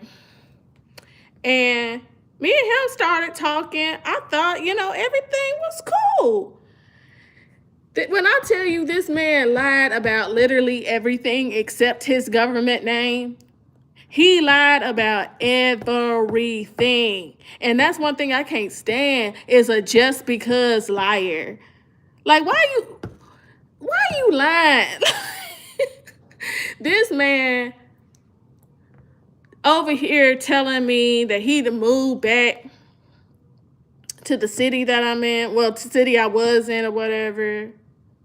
Meanwhile, this man live in Nashville with his baby mom. This man was telling me that he had a roommate. Okay? All the while, it was his baby mom who was the roommate. I'm asking him when he gonna come down to see me, spend time with me, blah, blah, blah, blah, blah. He talking about, oh, I gotta go hang out with my baby, with my roommate this weekend. I'm gonna come see you next weekend. I'm like, why you gotta hang out with your roommate? Like, I'm over here just like, okay, like, what are you talking about? Like, it's just a roommate. Like, this is another dude. Like, what? Why does it matter? Happy anniversary, Ari. Man, happy anniversary. How many years? But yeah, like, that man lied about that. And his baby mom hit me up, right? Now, hold on. Gotta go back. This man had a concert. He came to Memphis and had a concert, right? I go to the concert thinking I'm the supportive girlfriend, okay? I'm at the concert. The next day, his baby mom hit me up on Facebook Messenger and was like, oh, he's taken, right? And I'm just like, what? Who are you? First of all, like, who are you? And she was like, oh, I'm his baby mom. Like, this man been telling me he's going to get back together with me. This man been telling me he wants to have a family with me. Like, we've been living together. Like, we're not together right now. We're not, like, official, but, like, we're trying to work. We're trying to work to get everything, like, back solid between us. Like, we've been working to get everything back solid between us for months now. And I was like, I've been talking to this dude for months now. So what is going on? Okay, so I'm talking to her. She's over here feeding me all the information, right? Because she said she was going to come to the concert, but he convinced her to stay home with their baby, okay? Because he knew if she came to the concert, it was going to be a whole thing. So he was trying to keep us apart. He didn't want me to know about her. But she found out about me, okay? I don't know. To this day, I still don't know how she found out about me. Okay. Now, apparently she have a conversation with this man and he tell her that he's gonna ghost me, that he gonna be done with me. So he stopped talking to me shortly after the concert. I'm just like, what did I do? Because when I say this man ghosted me, he ghosted me. Okay, 1 minute we talking, we and then the next, silence. I'm calling him, no answer. I'm texting him, no answer. I'm sending him messages on Facebook Messenger, no answer. This man ghosted me. Okay? I had no idea what I did, what I said, or nothing. Okay?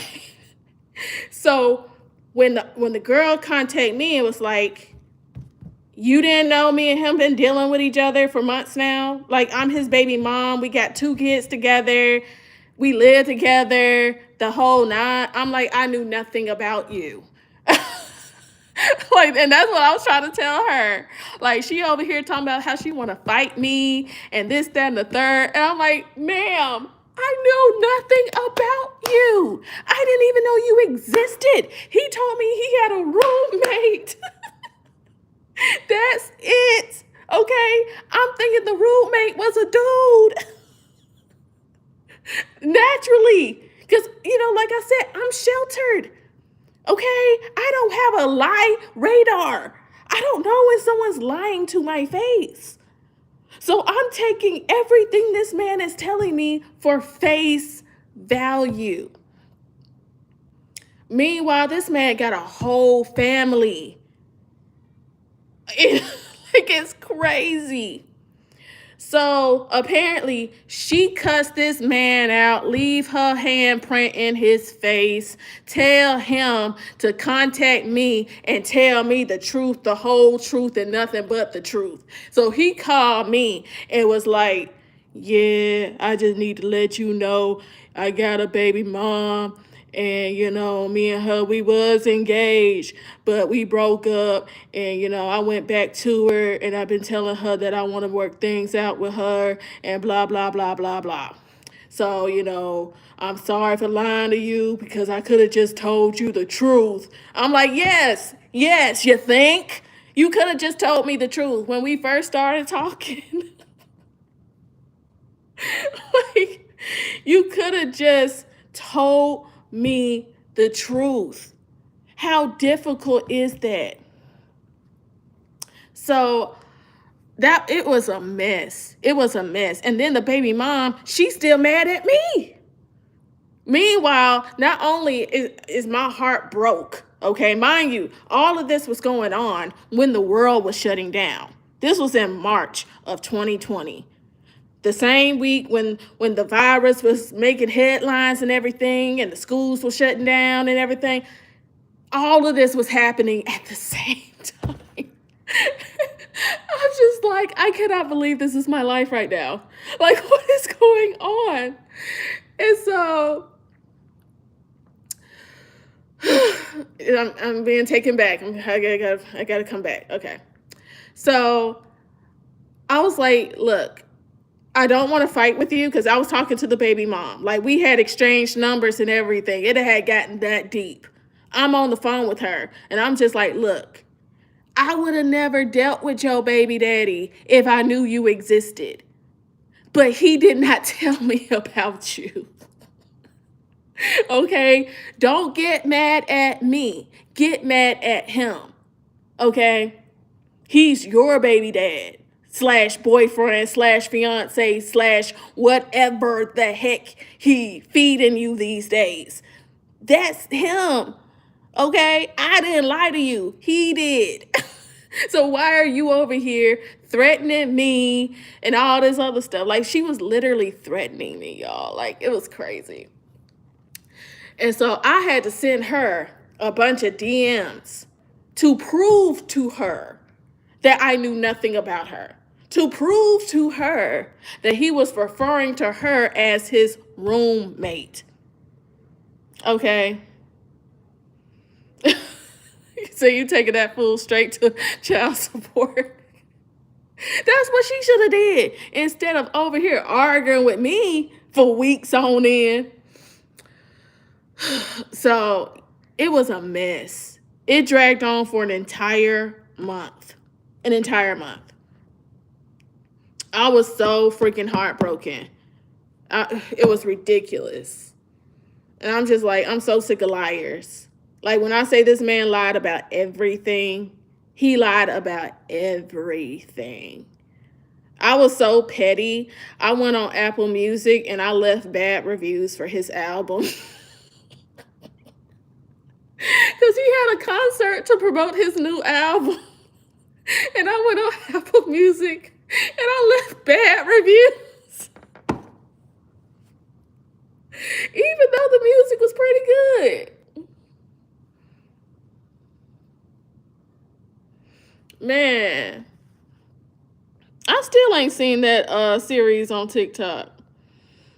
You said this is random, but would you do a series on how RPMs and stuff vary for each creator? I love to see it.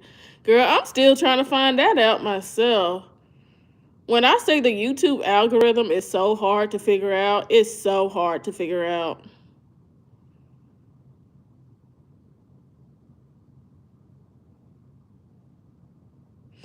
You were married for 3 years. That's how long I've been married. So you got married in 2024? I mean, no, 2023, my bad. Me and my husband got married March of 2023, which is so freaking ironic because that's when all of this craziness happened with the other dude in the month of March. That happened March of 2020, and then March of 2023, me and my husband got married.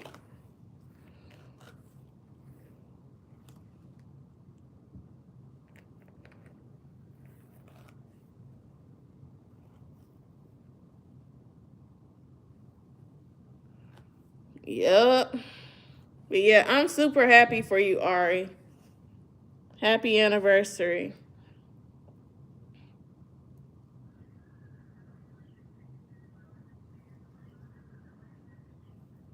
Yep, same.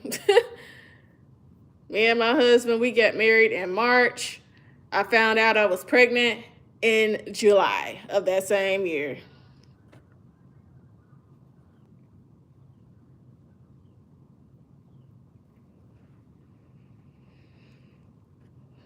Yep. So now I'm just working to try to give her a sibling.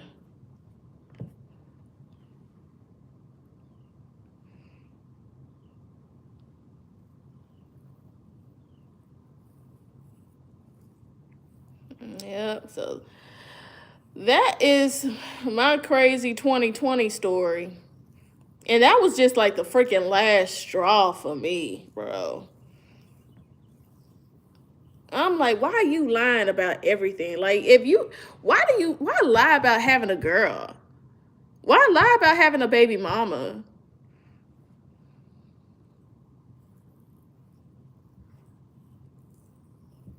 Well, like having a baby mama that you dealing with. Like, that's so stupid to me. How do I feel about showing your spouse on social? I have mixed feelings and I kind of want to be low key, like Aaliyah's face. Like, I don't mind showing my husband, like, on my social medias and stuff. And, like, even in my vlogs on YouTube, I don't mind. Like, we have I got a vlog coming out this Sunday, and he's in it. He's all up in that vlog, running his mouth, being the cameraman with his little small commentary and stuff.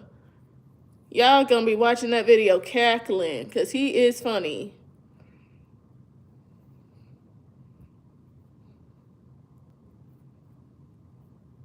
You said, how old am I? I'm 35.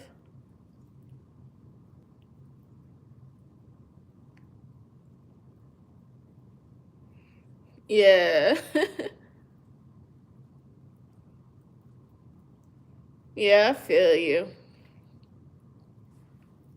Like, people can't attack what they don't know about, you know?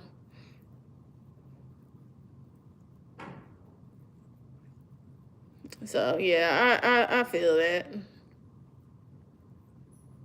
People cannot attack what they don't know about.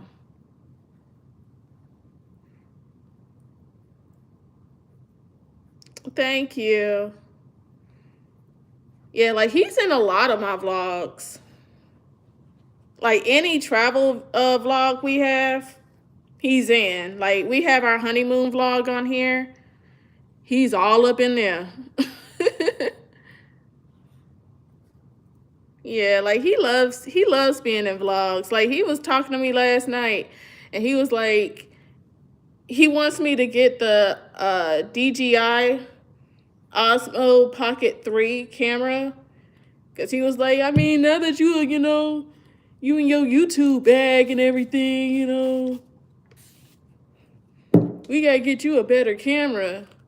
Cuz like I have a Canon camera, but I don't like being out in public with it because it's a little bulky to me.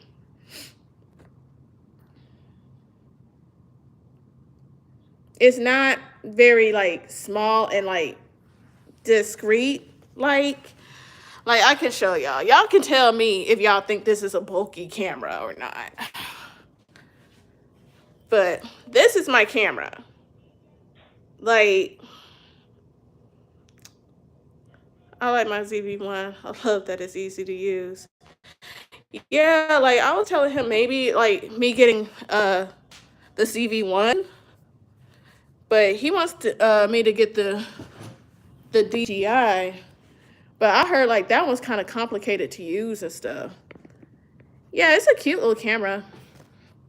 I love my camera.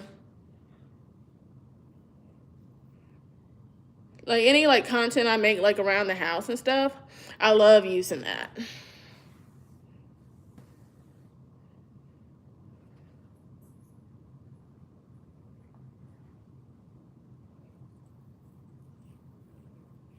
But I'm still trying to get comfortable with like vlogging and filming uh in person. Like not in person, in public. Because it can be really daunting.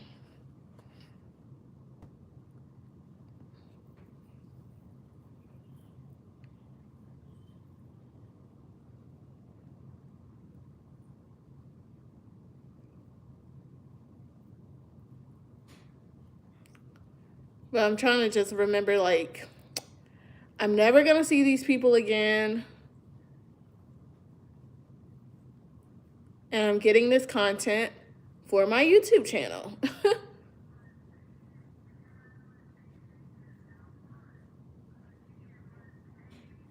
That's what I keep telling myself. So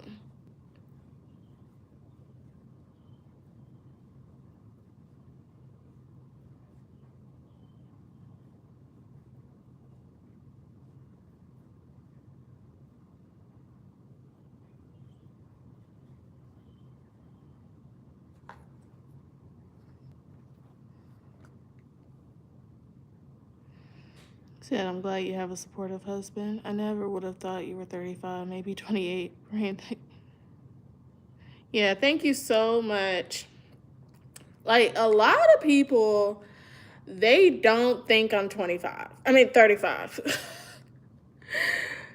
But like that's why I don't mind like sharing my age because it's like it's kind of a flex to be how old you are and not look it. You know what I'm saying? But actually look years younger. Like that's a flex and that's a blessing for real. And I always tell myself like me being ashamed of my age is almost like a slap in the face to God because it's so many people who were born the same year, the same day I was born, and they're not here no more. So the fact that I'm still here, that's a blessing. Because like I always remember like my personal testimony of like, when I was 2 years old, I fell off of a balcony and in Arkansas or whatever. And when I fell, my head landed a few inches away from a pile of rocks. And my mom always tells me like she just knew I was dead. Like she knew like ain't no way I could have survived that at the age I was. But after I fell, like I was quiet for like a few seconds, and then my parents said like I just started like screaming. And they came and they got me, and like they examined my body and everything. And when they got me, after I was examined, they looked at my back, and they said I had 5 bright red fingerprints on my back. And my mom said that they tried to wash it off and everything. And the 5 red fingerprints never came off my back. Like they disappeared like a day later. But that whole night, it just stayed on my back. And so my mom, like to this day, she always says like she truly believed that was the hand of God on my life. You know what I'm saying? And I never forgot that. I never forget that my life could have been over at 2 years old. You know, like when you have stories like that, you have testimonies like that, it's hard to take life for granted. And I feel like hanging your head and being like, I'm 35. Like, that's me taking my life for granted.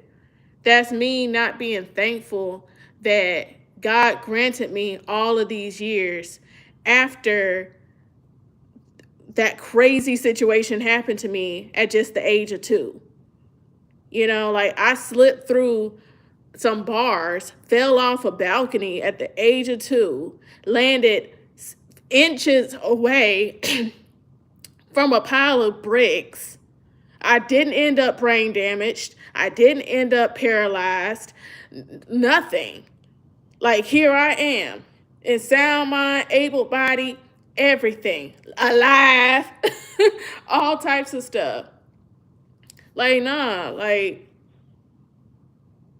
I always give God the praise and honor that's due his name, because I know, I know what I have survived. Yep. And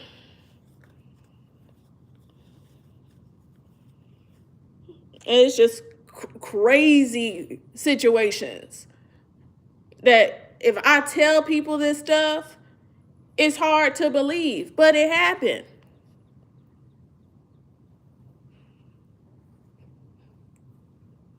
And it's like situations you can't even explain. You know it's nothing but God. It ain't nobody else. Because where else does bright red fingerprints come from? Like, my parents didn't put that on my back. Paramedics didn't put that on my back. Like, where else could that have come from? That was God. That was God's hand on my life.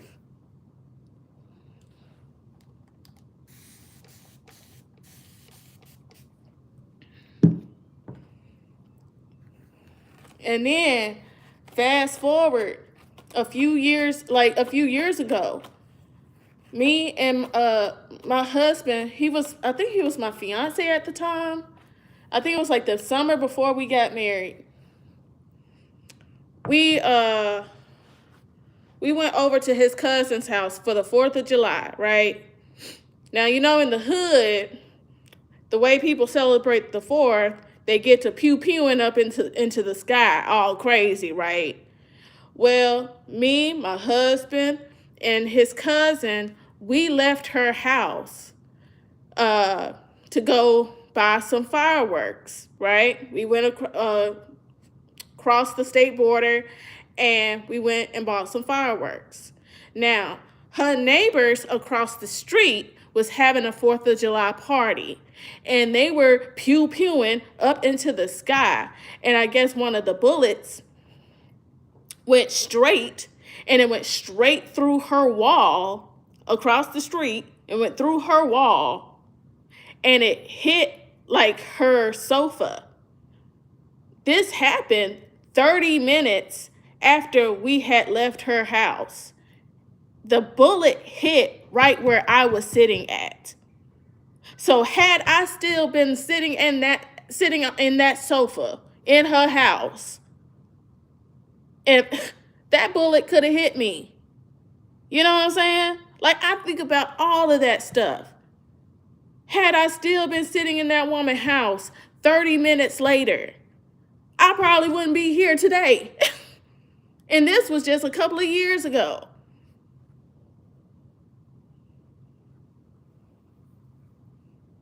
And that's another reason why I stay in the house on the 4th. Because it's like, look, people just be doing too much. The 4th, New Year's, all of that. I stay in the house. Because ever since that situation happened, I'm like, y'all can have that.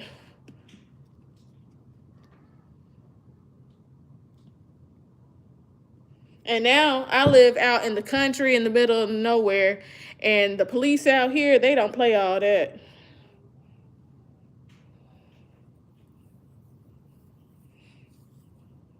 They say if you want to do all that, you got to go out to the field. You can't do that in the residential areas.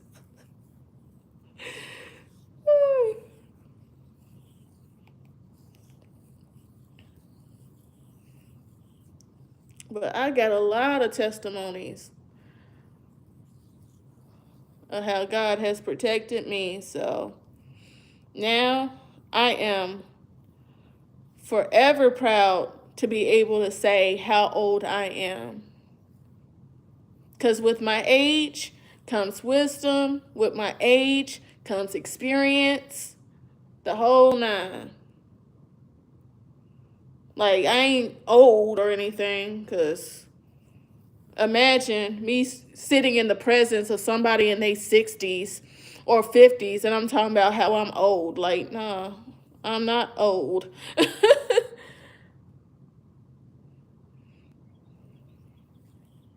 Happy Friday, Ashley.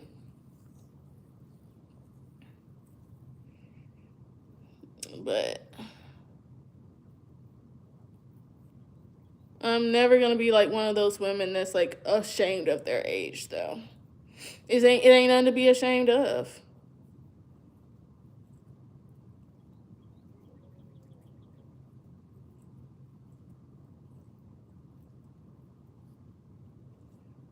Because I always told myself, when I'm 40 and 50 something, I'm gonna look like I'm 20 and 30 something, and that's the flex.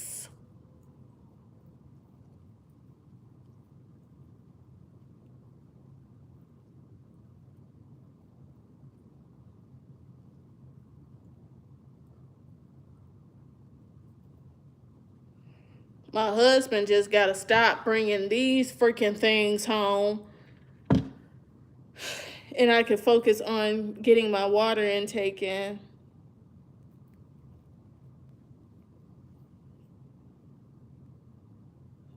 Yeah.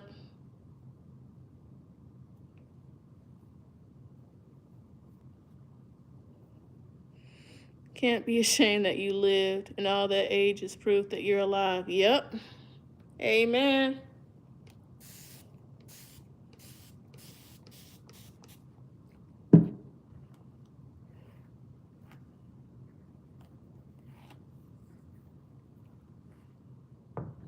Yep.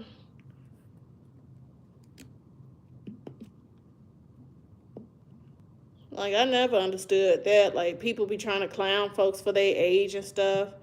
It's like, you acting like you ain't gonna age. You need to hope and pray you live to get in your 30s and whatever, you know? Live long enough, everybody gonna age.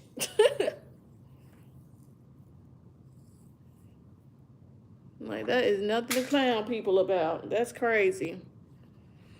Any plans for the weekend? I plan on vlogging tomorrow because I have to go search for a brown dress that is ministry slash church appropriate, but is also cute.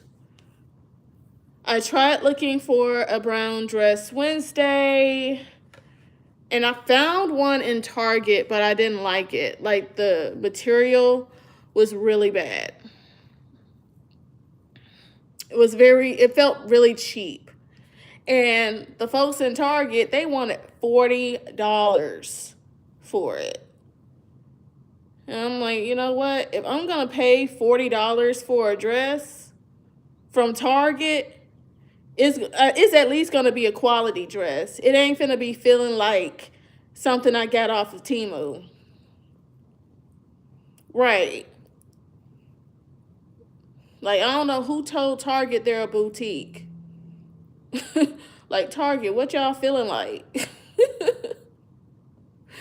For real. I don't know if I'm cheap or what.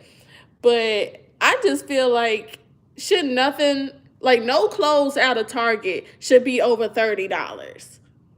I just don't believe it. I don't know if I'm cheap, but I don't believe anything you get out of Target, clothes wise, should be over 30.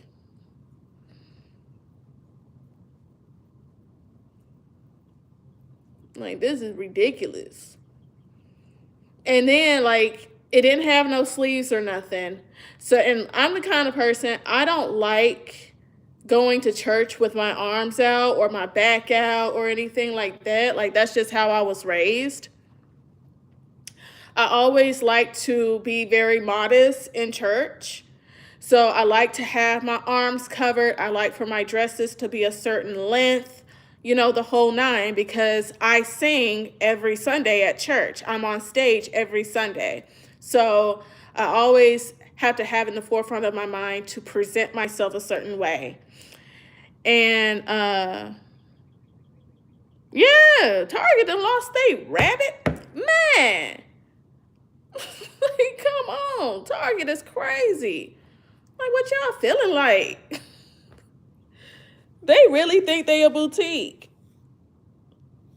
Like Ari said, who gonna tell them? Who gonna tell them they are not a boutique? Y'all are not Saks Fifth Avenue. Y'all are not. I don't know who gonna tell them. If I want to spend $40 on a dress, I need to be shopping in Miami. I need to be shopping in New York City. I need to be shopping in Houston, in a high-end store, not the Target. I don't know who Target think they are, but they're not getting any of my doll hairs. No.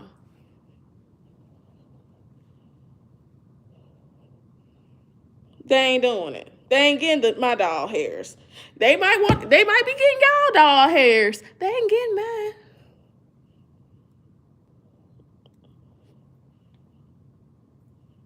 The most I'll do is spend my doll hairs on clothes for my baby, some Millie Moon diapers from Target, and a few hygiene products from Target.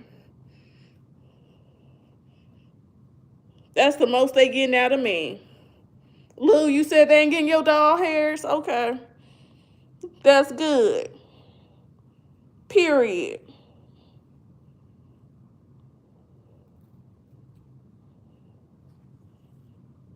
They ain't getting mine. I'm sorry. I only got a certain amount of doll hairs, and I ain't finna spend my doll hairs up in Target on one single dress. If I gotta do all of that, I might as well go on over to the Dillards. At least at the Dillards, I know my dress is gonna be quality, and it's going to last me a long, long, long, long time. Because that's the wave I've been on lately. I've been trying to focus on making sure that I'm investing in quality pieces that's going to last. Not the fast fashion stuff. I was on that wave heavy back in like 2022, 2023.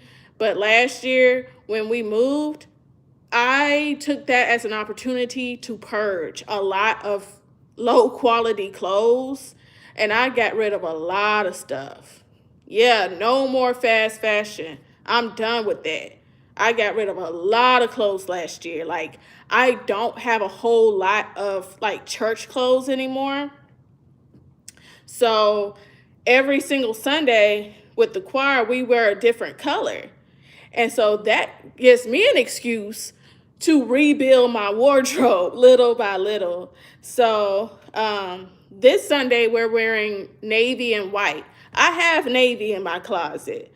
But at the end of the month, we got to wear like shades of brown, tan, cream, earth tone colors.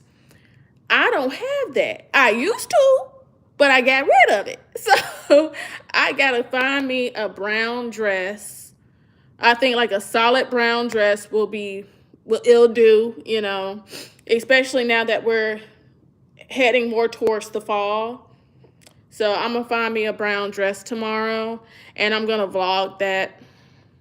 So that's my plans for tomorrow. Pulling out my Canon, gonna be vlogging, and knowing my husband, we gonna be dilly-dallying and whatnot. So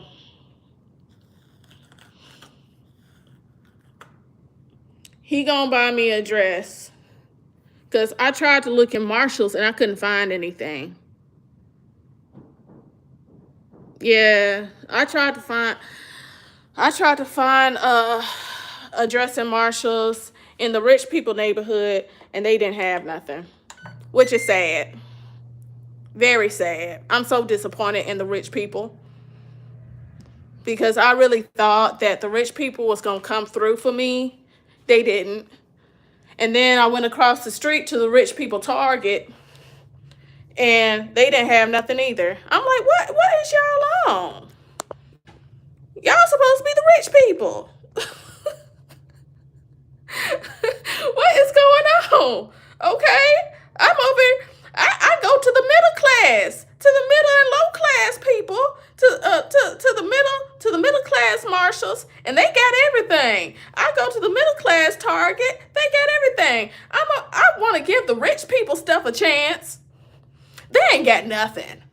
So I'm like, I done burnt all this gas driving all the way out here for nothing. Because my little town, we ain't got nothing. All we got is Walmart and Kroger. So if I want to go to Marshall's, I got to drive 30 minutes. If I want to go to Target, I got to drive 30 minutes.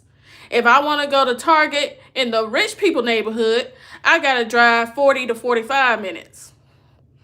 So, yeah, that's why I said, like, in one of my recent commentary videos, like, I don't go to Target like that, because I don't have one near me anymore. Like, I live in the middle of nowhere. The cows are across the street, literally. So they are across the street. We got a freaking Kroger and Walmart, and they talking about bringing a Chick-fil-A to us, and the townspeople, we don't know how to act. We so dang excited. Because even to go to Chick-fil-A, you got to drive, that's about 25 minutes. That's a good 25 minutes. So,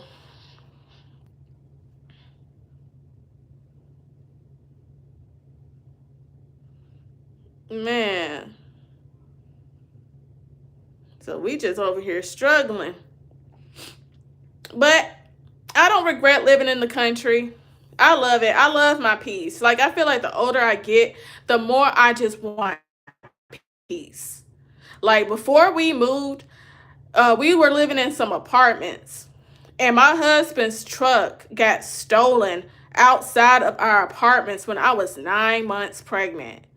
And when that happened, that was just the last straw for me. That was it. I was like, you know what? We are moving away. Okay, like, when we buy a house, we are not dealing with this. No. So when we bought our house, we made sure to move away. far, far away. And now we in our neighborhood, I got old lady living next door to me, another old lady live on the other side of me, some an old couple live across the street. Like this man, he's so dang nosy. He just sit in his garage with the garage up every single day watching the cars pass by. Like that's what we got going on. Old people living around us. I feel like I live in a retirement home. Everybody retired. And I love it. I love it. Because ain't nobody loud. You don't smell the puff puff pass in the air. It's just peaceful. And I love it. Yep. I love it.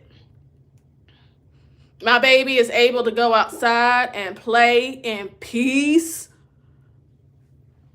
Like, you can't beat it. Peace, peace is priceless. And the older I get, the more I realize that. Yeah, peace is priceless. Like, I would gladly move out to the country and drive 30 minutes to go experience the city life, you know, because that's what we call it. We be like, okay, we finna go over to the city. We finna go on over to the city.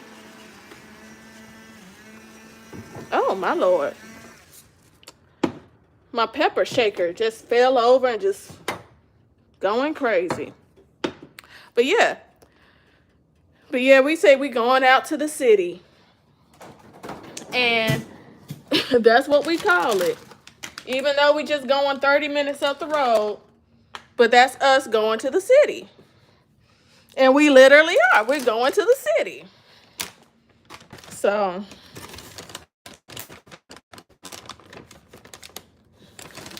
you know, it takes a little getting used to, you know, being so far from stores you're used to having access to all the time.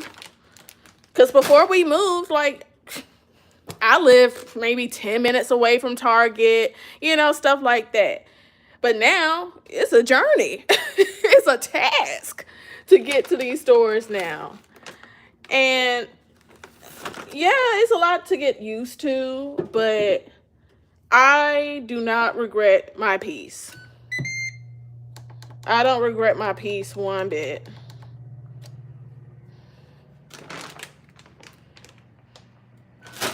Okay, so like Walmart, we have a Walmart in my town.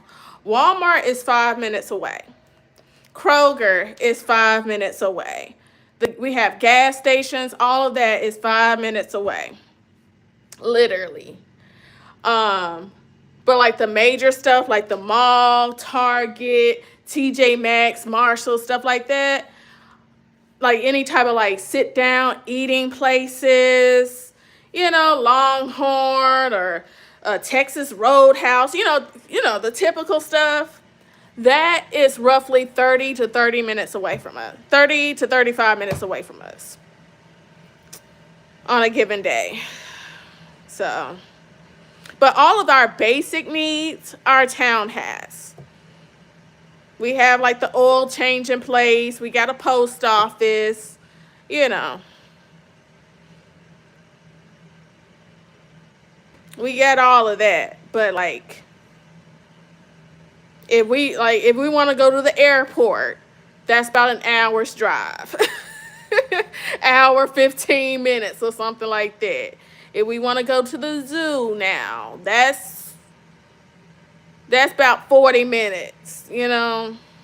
So like anywhere like fun, like if we want to take our daughter somewhere, yeah, it's about 30 to 40 minutes to get to most little like arcades or something like that. Like if we want to take her somewhere fun.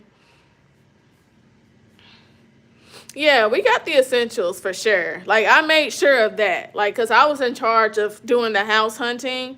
So I made sure like we were still in a town, cause it was like I didn't want to be in the middle of nowhere. Nah, I ain't got time for that. You been a failed dead when nobody know you dead. I ain't got time for that. But like I'm 30 minutes away from my mom now, so like that takes a lot of getting used to. But my mom, she comes and visits, and I go out to see her at least like once a week and stuff like that. So yeah. And like anytime my dad is in town, he always comes and visits me and all that jazz. But we are away. We're out the way. Like that's how we like to call it. We like to just say we out the way. We ain't in the mix. Uh, Everybody who like to steal cars and bust out windows and all this other stuff, y'all can have that. We out the way. We out the way with the old people, with the retirement homes. We out the way with them, okay? We the only 30 somethings on the block, okay? We are surrounded by elderly people, and we love it, okay? We are out the way. We are out the way with the elderly.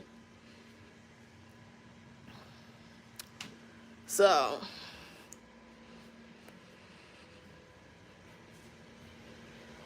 but y'all will get to see like bits and pieces of like the city we live in and stuff. Like it's all in my vlogs, to be honest. I tell everybody like it's all in my vlogs. And like I'm trying to do more vlogging like in town, because when I vlog, I mainly do like travel vlogs. But I want y'all to, get a feel for the city that I grew up in.